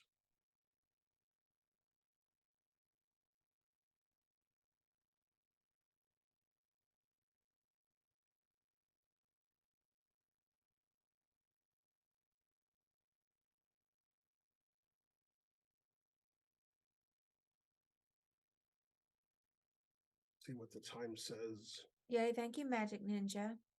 Hooray.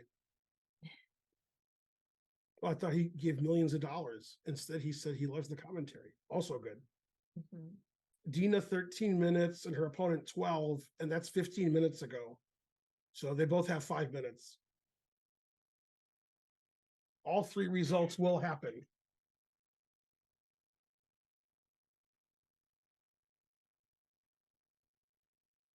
You are super pro chess player. I am. I don't even play chess anymore. I'm a super pro retiree. I'm retired and I lived on a fixed income, just like in The Godfather.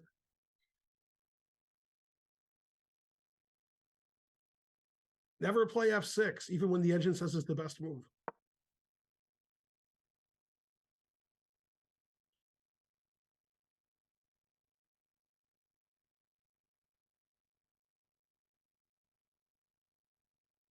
The game's getting more interesting, but the engine likes black more and more.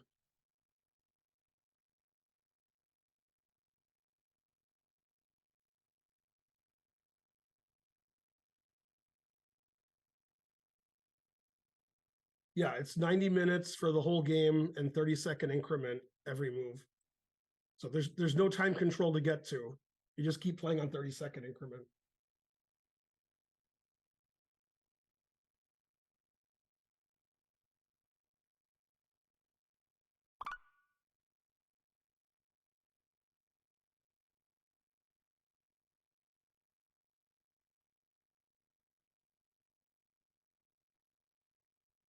Now I'm very confident because Dina played Bishop F1 a few moves ago. Her opponent played F6. Go my rules. Come on, baby, live by my rules. Lightning strike. Yeah, I'm so tired. My brain is just dead after those hours. I think I started at 1. be sure. Nobody talks about my great haircut and beard trim in the chat, so they're all banned. On both chats, everybody's banned. I made myself all pretty for the stream. That's right, Klaus know me. Very good, lawful waffle. That's one version of it. Mhm. That's the version nobody knows. It's funny. It's a funny version, actually. She put it in H. She plays bishop F1. She puts it in H. He plays F6. And the engine says that white's completely lost. Man, tough break. Okay, so this guy has a winning tactic now, which he'll probably see because he's a kid. He can take on E5 and then play rook takes E5. Then if pawn takes D4 check. And then the whole fifth rank is hanging. Yeah, so now he's completely winning. H4 was a blunder. Takes, rook E5, D5, D4 check. D takes C3, and the whole white's pawns are all lost. Yeah, he's definitely playing it. He's going to be surprised when he plays rook E5. He's definitely going to play as a kid. He was born to play rook takes E5 check. Oh, I see. Okay, the pawn takes.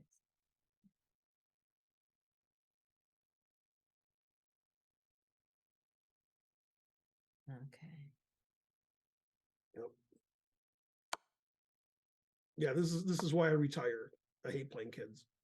Although I did beat him, but I beat him in 1,000 moves.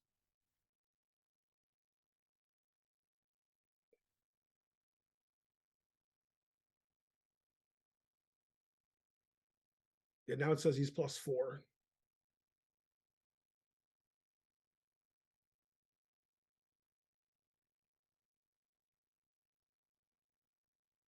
Yeah, she won such a long game in the earlier round today. Oh, yeah.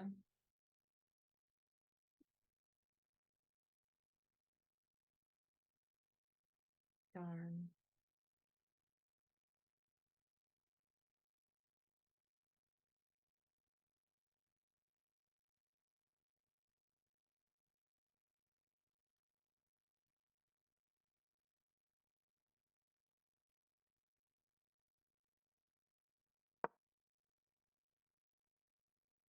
Instead of H4, is rook C5 okay? I mean, her position was like sort of losing, but now it's more losing. Man, why? I can't even see. Why so serious is given A master class on jacks.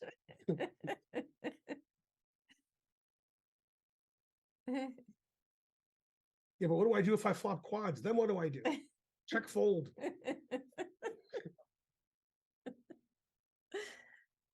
The straight flush is coming.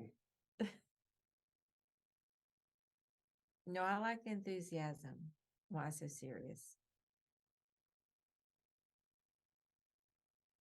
Poker is fun. Poker is fun for everyone. What happens after pawn takes rook? Then D4 check forks the king and rook.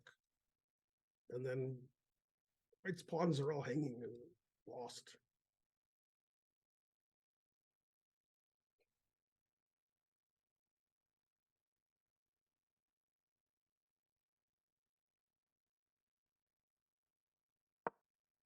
Yeah, kids do have more time to study and play.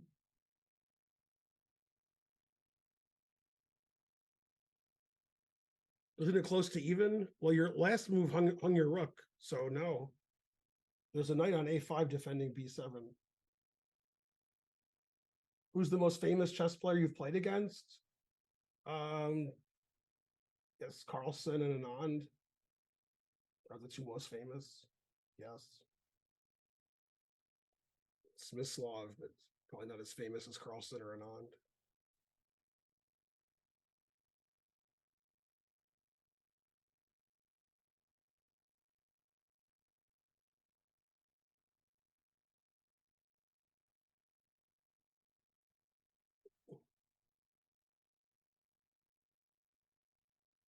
Let's see if any of the other games finished.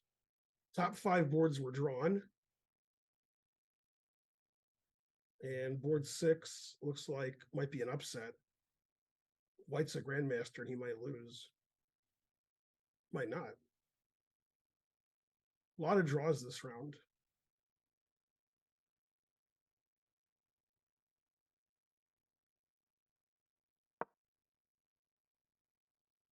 You think Dina resigns here? No. Well, problem with White's position is White's down 2 pawns.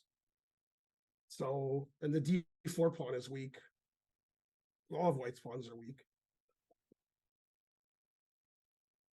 Also, White has less time now, but getting into time trouble is her best chance. Make her opponent blitz for no reason. Genius move. King D3.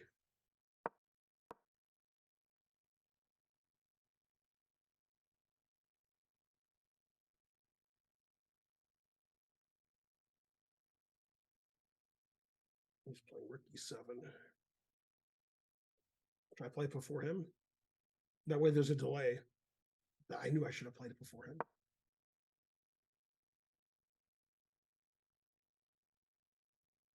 Yeah, now White's down 2 pawns and all these pawns are weak.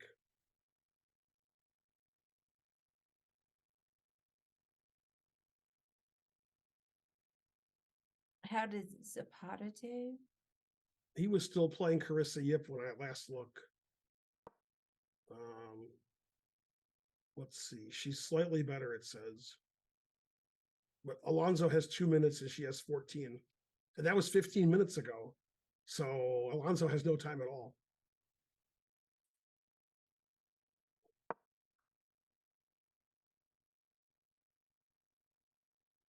So she'll just play on like nothing happened. The E-pawn disappeared, but truth hurts. Keep playing and hope for a time trouble blunder.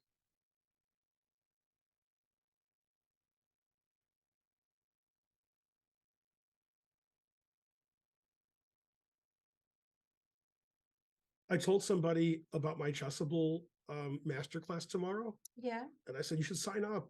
Like I just told the chat. Then this guy said, I can't sign up, it's full. Oh, did you check to I did verify that? I didn't, well, maybe he made it up. I didn't know it could be full. I thought they could have like 1 million. Yeah, I don't know. So I don't know what full means. Then you might want to check it. Oh, King D8.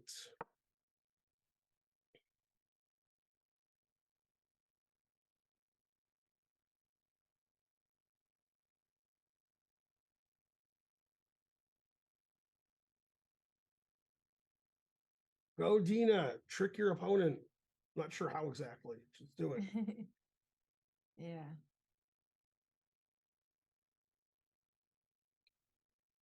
And then I have to make 2 videos for chess.com on Friday because I told them I would. Mm-hmm.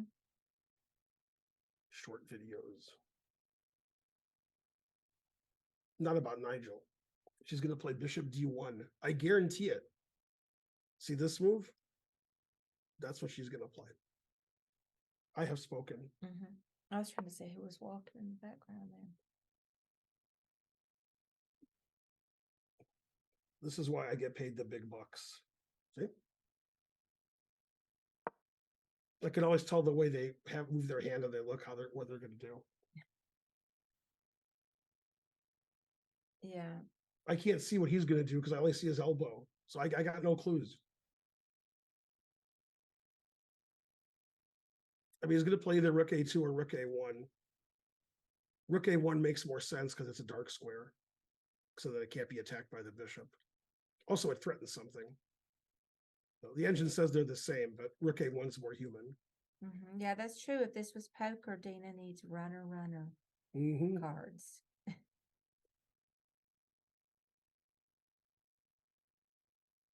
Definitely. Yeah, rook A1. As long as I predict all the moves, I still get the high-paying job. Yeah, this is a tough position. I don't want to guess what she's going to do here. Yeah. Harsh.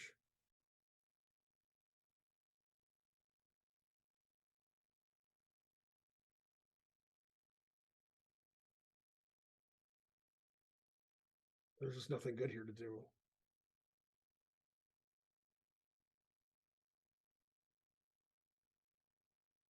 King C2 it is.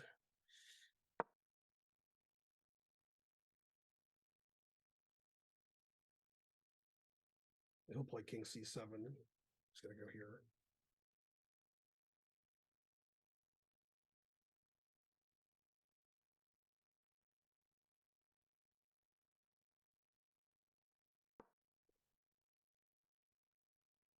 It's close to the clock. It's close to him. It's a great move.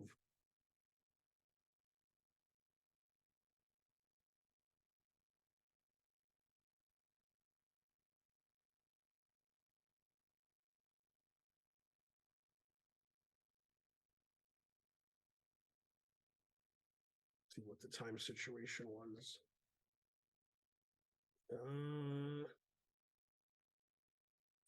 She had 6 minutes and he has 9 as of 15 minutes ago.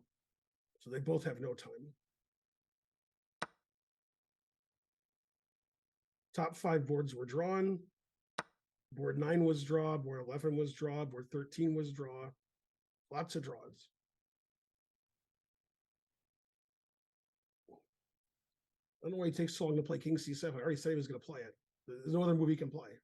I have spoken.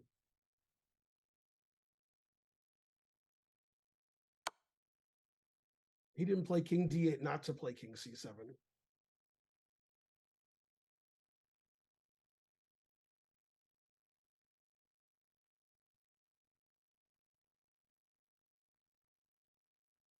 I mean, the worst thing he can do is think forever. The only way he's not going to win is if he gets less than a minute. Like every move wins. So like thinking for 3-4 minutes is not important in this position.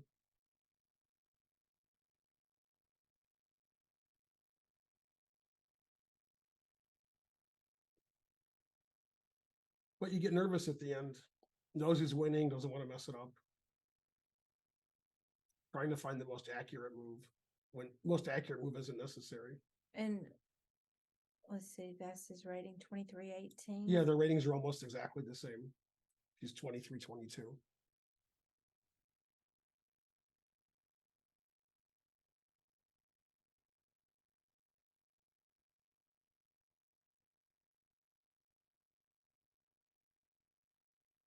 He's like trying to calculate a forced win, but every move wins. This isn't a position where you calculate, just make any move. The only thing he can do wrong is not move. That's what he's doing. Okay, he played the most aggressive move because he's a kid. She'll play bishop f3 because there's no other move.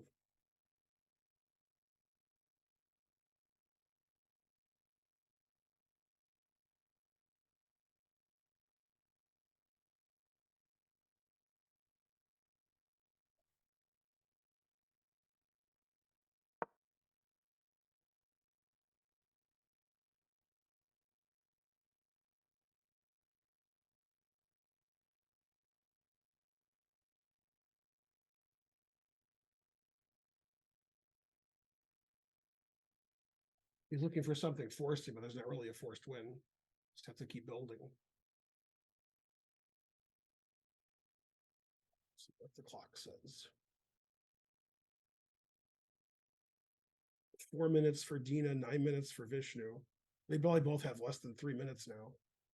Yeah. She's still in it, still kicking.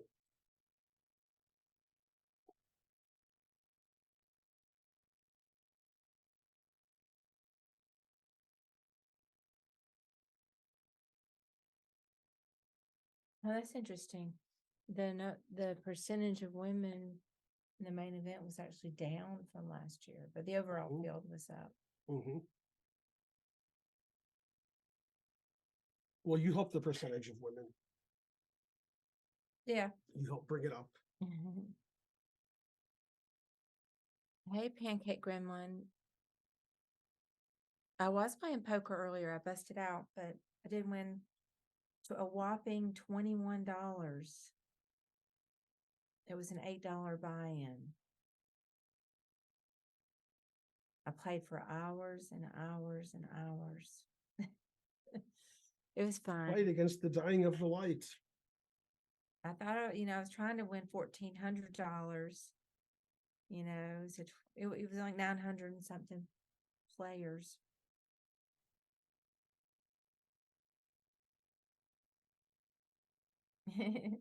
Pizza's on me tonight. That's right. I was in Vegas, Pancake Gremlin, but I came back Monday. So I was playing online. It's hard to believe he'll win when he's doing everything you do not to win. He won't move. Like Rookie one took him forever, and then she moved, and now he's taking forever again. It's the only way he won't win is if he takes forever. You just make a boring move. You make 3 or 4 boring moves, and you get another 3 minutes on your clock. But he refuses to move. Yeah, both players definitely have less than 3 minutes now, maybe less than 2. Thank you, Starson.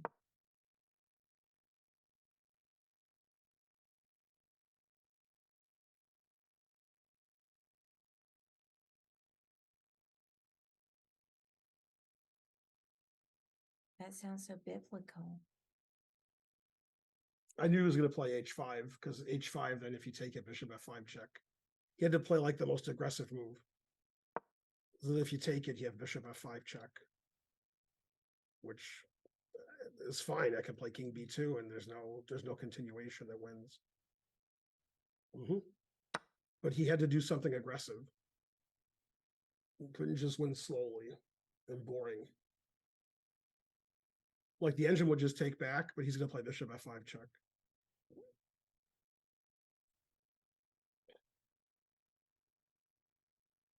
He's still winning, but it's taking forever on every move. It's the only way he won't win.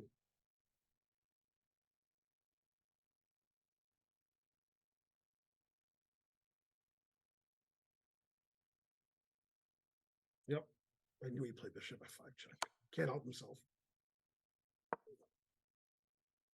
Now he's just take back on H5, and then White has to sit there thinking about what the threat is. He'll probably play Rook B1 check and win this piece, and then have to figure out what to do against this pawn. Although this pawn's pretty strong, so I don't know. You should just take back. Because Black can play Rook B1 check and win the Rook on B6, but this pawn's awfully strong. So just simple is just to take. Knight C4 is very complicated also. He might do that because he's playing the most complicated aggressive move. Luckily, he hasn't thrown anything away yet. But she's playing a lot faster than him now, so she's probably caught up. Okay, he just took back. That was correct. Don't give White any counterplay on the king's side. You think that Dina plays too aggressive early and it's her demise? I don't know. It's easy to criticize when somebody's losing. Well, he's not criticizing so much as just giving some feedback. I didn't see the game, and I'm not good enough to know. I mean, he misspelled her. Oh, he corrected it. That's okay then. Yeah, the elbow's tough. Yeah, just taking back was right. Now she can't defend against Rook B1 check.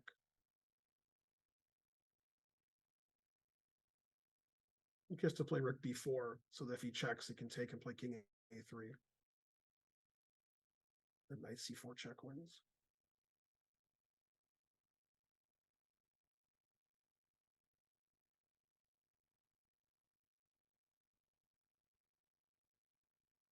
Man, all these rooks coming in. Yeah, on she's me. playing Rook B. Oh, she played Rook A3.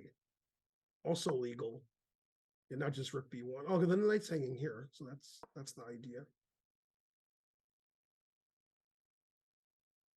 The engine just wants to trade everything. Rook takes, king takes, knight C4 check.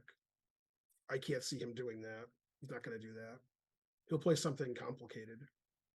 He's going to play knight C4 check, knight takes C4, rook B1 check, king here, rook takes, knight takes, rook, which is winning. That's what he'll do. He's going to play knight here check, and then rook here check, and then rook here check. Yeah, exactly what he's doing. And he'll play rook E to B1 check.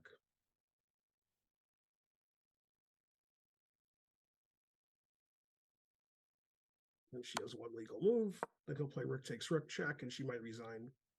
Probably not. She can't resign, but she probably won't. Yeah, she's thinking about it. She'll probably just take and play bishop takes h5. I'm not sure how much time he has left, but he's getting 30 seconds a move. Yeah, she'll take and play bishop takes h5.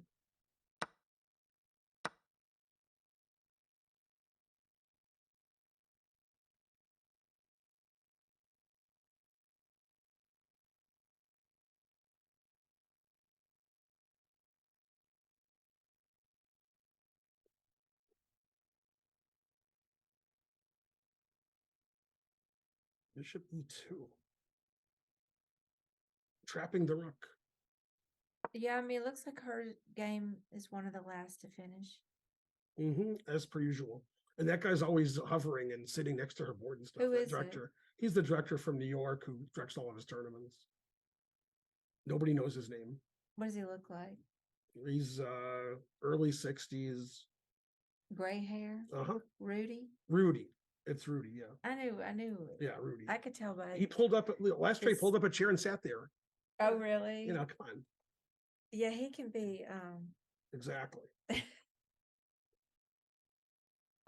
forgot his last name. It's Rudy. What'd she do? Bishop f1? Always play bishop f1. She's like, the rook's trapped. I have chances. But yeah, he just walks his king up and plays c5. And then she'll resign. She might resign here. Oh, he's from North Carolina. Yeah, I mean, I think he's from New York, but he lives in North Carolina. A bait. Yeah, Mhm. I didn't remember that was his last name. Yeah, I'm sure he's just interested in the game. And don't realize he's annoying.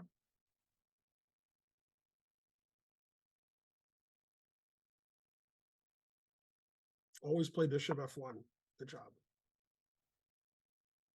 I try not to get too close unless I need to see for time purposes.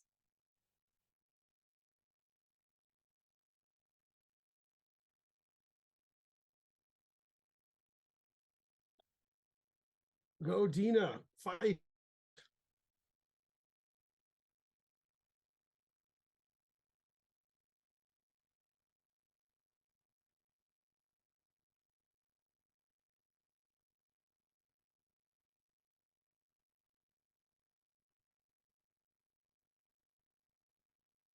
After c5, she has knight b5 check. So he doesn't want knight b5 checks. He played bishop e8. Very precise. Then he can play c5, and she can't play knight b5 check. He's threatening c4 and c takes d. Now you can resign because after c5, it's over.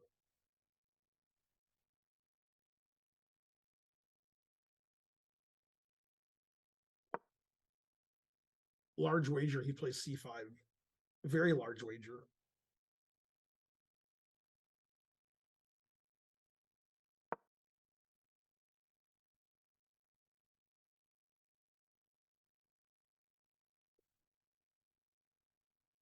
Yeah, I'm a Yeah, she resigned. I'm sorry. I'm a TD pancake gremlin. They're different levels. I'm You local? local. Yeah. What's the next level? I had wanted to go to Senior. Yeah, I had wanted That's me. Ben's a senior. I'd wanted to try to become senior, but I just never quite got to it. Well, that was sad. No.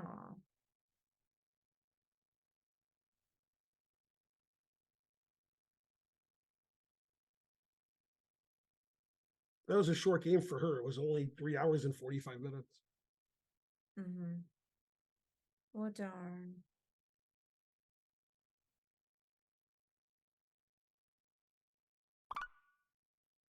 Enjoyed. You kept me from doing work. I knew rook wasn't the right word. Well, good, Dr. Chesarx. I hope you've been well. It's hard to beat the elbow.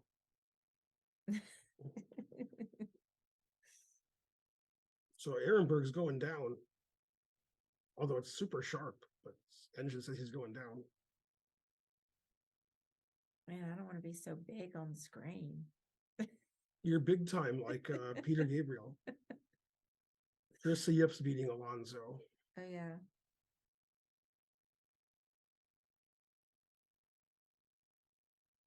Yeah, hope to see you, Dr. TessRX.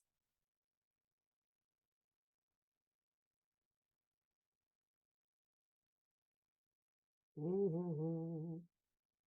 I don't think so, Taste Seeps. I don't think it's a female thing. It's people just have different styles of play. Mm.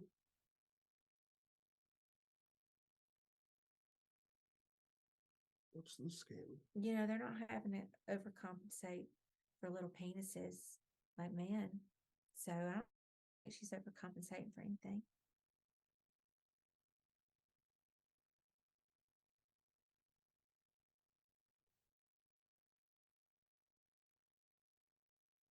I don't know how this So game she is should here. show up soon for the interview.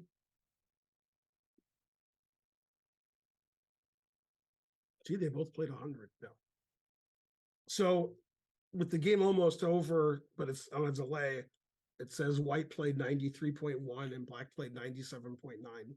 That's pretty 97.9 good. is really good for 2300 player, especially when your opponent's playing in the 90s. That's great. Both of Mhm. them.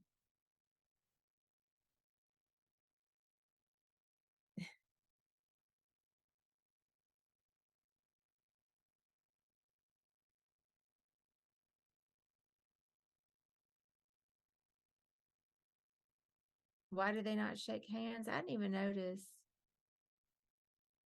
You didn't shake hands with the first guy who didn't want to be on camera. There was no camera that game at all. That game went into a draw. Yeah, I didn't notice, so I can't weigh in on it. Some people, you know, don't want the germs. Some people are in a bad mood.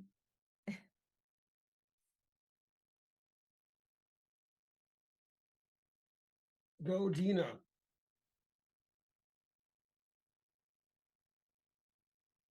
Yeah, you want to talk about some germs, poker. Yeah. I don't even try. Like if I need to eat something, I just eat it. Mhm. I didn't get sick the whole World Series of poker. Everybody was getting sick left and right. And I just somehow didn't. You got sick in Vegas. Yeah, I was sick a lot in Vegas. Yeah.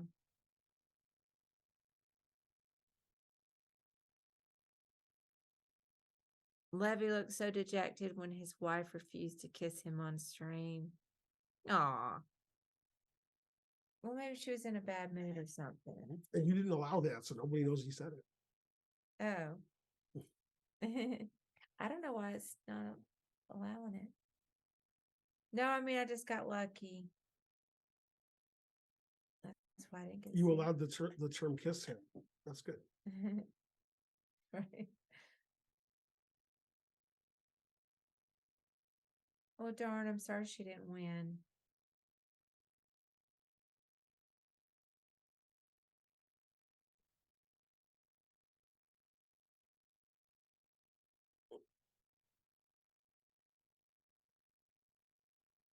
Dina's coming to her room and she's gonna start Zoom or Skype or something from last century. And then we'll talk to her about the game. Yeah, I usually shake too, but you know, maybe neither one of them wanted to shake.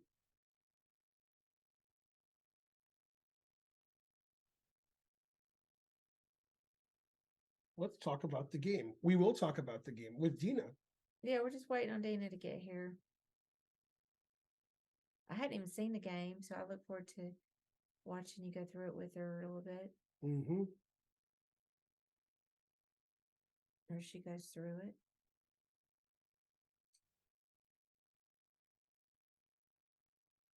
Is Dana going to jump into a pool like Irina? Almost certainly.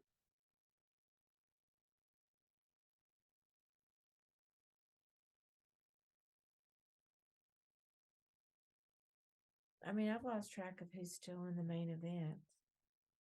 Anybody, I think Nate Silver was like 5 hours ago. and like who else that we know? Just Nate Silver. Tony Dunst, you didn't know, but he's a well-known commentator. Let's see who else of note. As of 6 hours ago, there were 2 women left. But yeah, I don't know what's going on in the last few hours. Mm-hmm. But after I'll just stream, I'll watch some of the poker. Yeah, I saw the 2. Oh no, wait, one of them's out. Yeah, she did find B4. The I don't know her name, the Indian gal, Luther. She's out. Oh, she's out? So there's 1 woman left unless she's out. Man, I've changed my mind about Alec Torelli. Yeah. What was your mind before? Nice guy, good guy, Now, big. man, truth hurts. I'm coaching Dina. I told her to win, but she didn't listen, like most of my students. I swung the other way. One thing Dina does better than the other players is she doesn't play for a draw, never wants a draw. All the games go to the end. She's had 1 draw this tournament and it went like all the way to the end. They both had nothing left. Is Ben coaching Dina? No, he's just doing commentary, but she's getting a little coaching, kind of a little bit mixed in here as they talk about the game. It's always learning.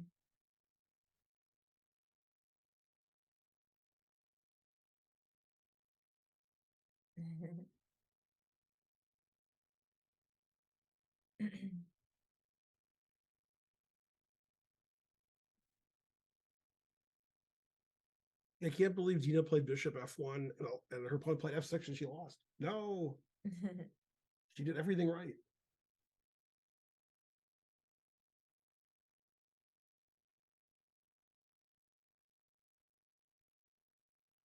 Is Rigby still in? He was 6 hours ago. Okay, I'm gonna try to find out. Because Nikki P said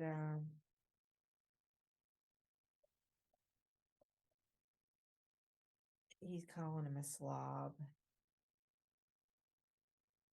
So it's hard to tell. Who's calling who a slob?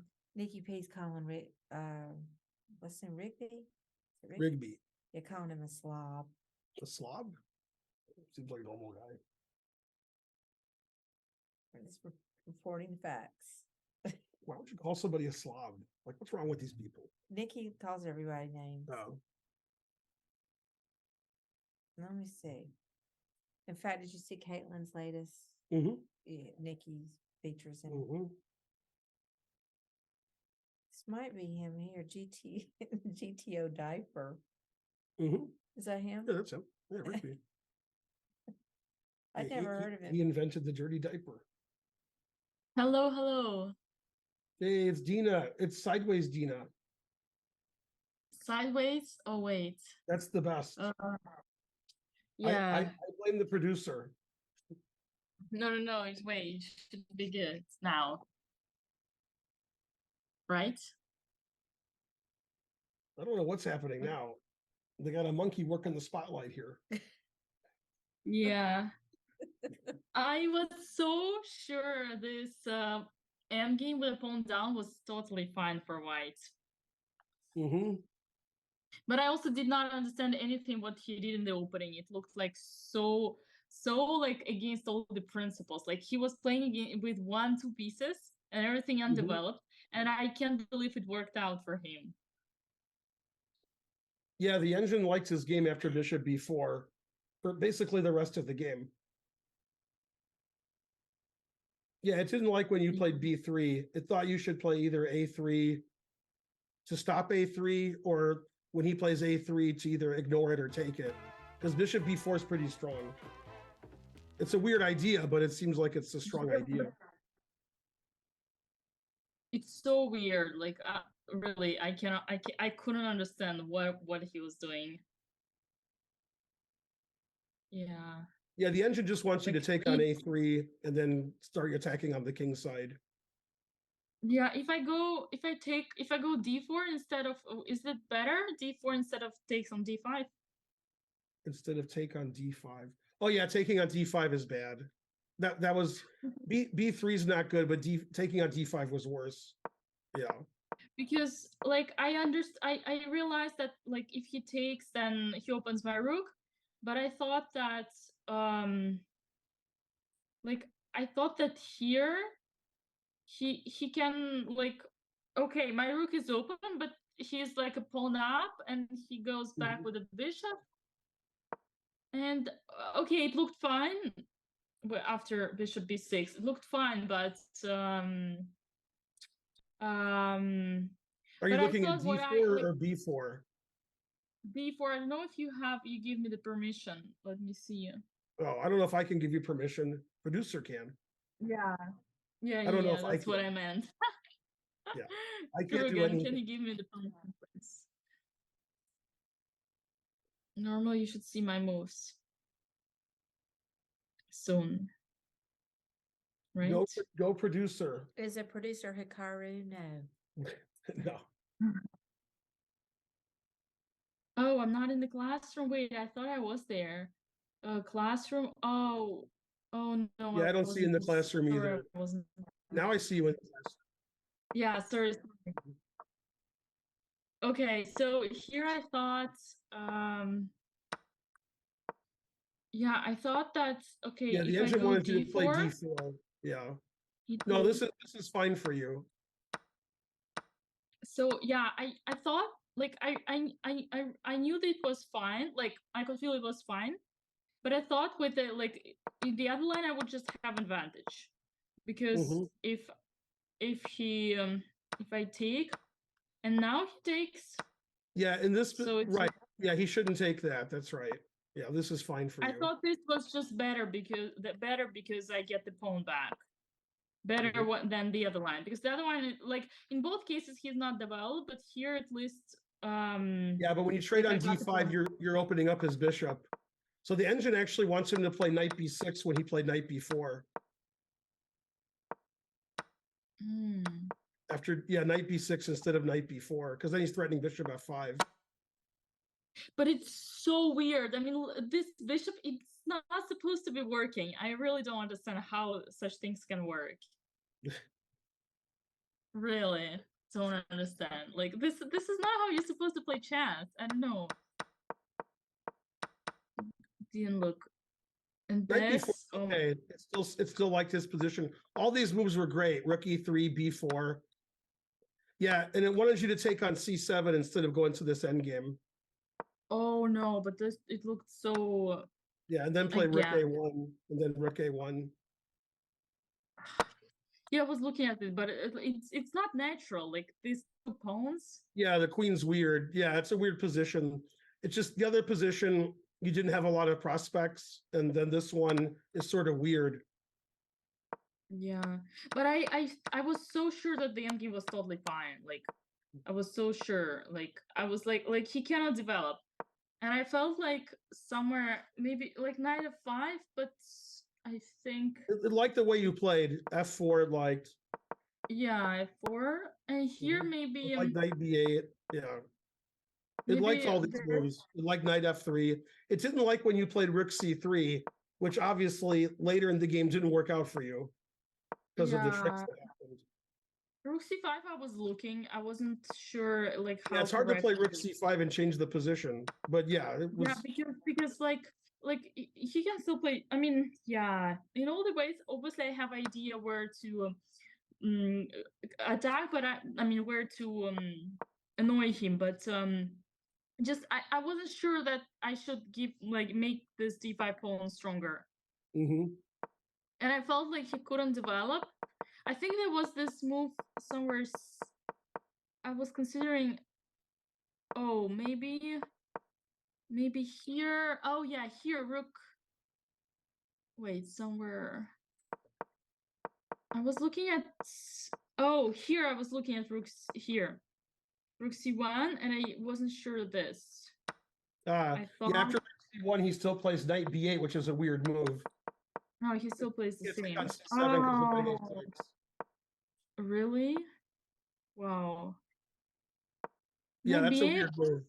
It's such an like I have this idea in Caro-Kann in the like, but it's in the opening like knight b8, knight c6, and knight b4 when Yeah. knight is on d7. But Yeah, he made a lot here- of knight moves. yeah, it's just like he played so illogical, but at the end so strong as well. And here I was, yeah, every time rook c5, I was looking at it, but I couldn't just like it seemed like my rook was strong enough, but Right. Yeah, when the engine said rook c5, I didn't think that was a move a human would play because you're sort of chilling and he can't do anything. So changing the position Yeah. might help you. but I did consider it on each move, so I was Yeah. close to playing it. And here Yeah, knight a5, rook a4, knight a5, c6 was all good. I confused everything. I was like, I started getting confused. I was looking at this, but yeah, no, it doesn't work. Yeah, I thought I would play rook b5 if I was white, but the engine said knight b4 is better for black. Yeah, and here I really got everything confused. Okay, knight b3. I was looking and then I didn't make it here. I stopped here. Mm-hmm. But just king c.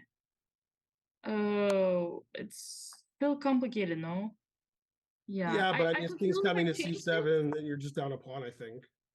It's hard to win Yeah, because but the rook is so silly, but it's not a the fun rook is position. silly and the pawns are on the square of the bishop, so I felt like it would be okay. Here I started being really confused, and like what happened in the game, it was because I got confused. And I could feel like, okay, kick the rook out, but I was like, but if I do this, the rook is still annoying. So I was like, Right. okay, but I could feel that I needed to kick it out of attacking d4, but yeah. And I just didn't expect him to play on my side. I was like, what? I was like, do I blunder something? Doesn't look like. And here, yeah, here bad practical call, right? Should have gone for I this. mean, I think after rook e5, it's the game's lost. Yeah, This even here. This is no fun. Yeah. Yeah, probably nothing to hope for. Yeah. There is. Oh, maybe there is rook b4. No, rook b4. Yeah, I didn't see rook b4. Let's just check. He could take and play b6 also. Yeah, you don't care. Yeah, right. Oh, that was a very complicated game, honestly. Yeah. There were a lot of good moves in the middle game from both of you. Like when you played rook e3 and b4, that was forced. Yeah. Yeah, I was rook b3 and what? Yeah, the way you played was great, but taking on c7 is more complicated, I think. Yeah, I was looking at it, it's just like, yeah, I didn't feel, but I think like, yeah, first he completely confused me in the opening and I managed to find my way out, and then he started confusing me in the end game, which I thought was already simple. Yeah. So weird, but maybe I should, I don't know if it's some analysis, maybe I should, yeah, wow. A3, no, I was looking at, maybe like if he doesn't play c5, maybe I should go d4, but then he plays c5 and then Yeah, like but he'll he get has, c5 then. Yeah, you don't want to play d4 if you don't have to. yeah. You could just play a3. That would slow down his play too before he plays a3. Yeah, and then it's because like I was analyzing, like he had a game here and it was something like it wasn't exact like this, but it was some kind of this position, like maybe with a pawn on a5 and he just pushes the pawns. And then like I check a little bit with the engine, and the engine would always let the pawn come to a3. So just because the engine would let, I thought maybe it's okay. But obviously it all depends with the pawn on c7, yeah. Something like this, like I was expecting to play. Yeah, I was showing the crowd all these ideas you're gonna play. Yeah. Okay. Well, tomorrow is the last day. Gotta finish strong. How did it go for you guys? Yeah, it was good. I'm so happy to see you two together. I came late. I was playing a poker tournament online for hours and hours, but I did finally get down here. No, we had a Oh, that lot of viewers on your channel. We had like 3,000 viewers. oh nice. Yeah, it's Karen, it's probably because of that that I didn't make it. You should have come earlier. I like your t-shirt, by the way. Oh, thank you. I got this. When did I get this? I think at the Sinkfield Cup a few years Yeah. ago. Hmm. Yeah. That's a nice one. Well, I don't know if we have any questions from chat. I'm looking quickly. I see lots of people cheering for me. Thank you, guys. He would probably find engine moves no matter what. Yeah, he was looking like yeah, like an engine.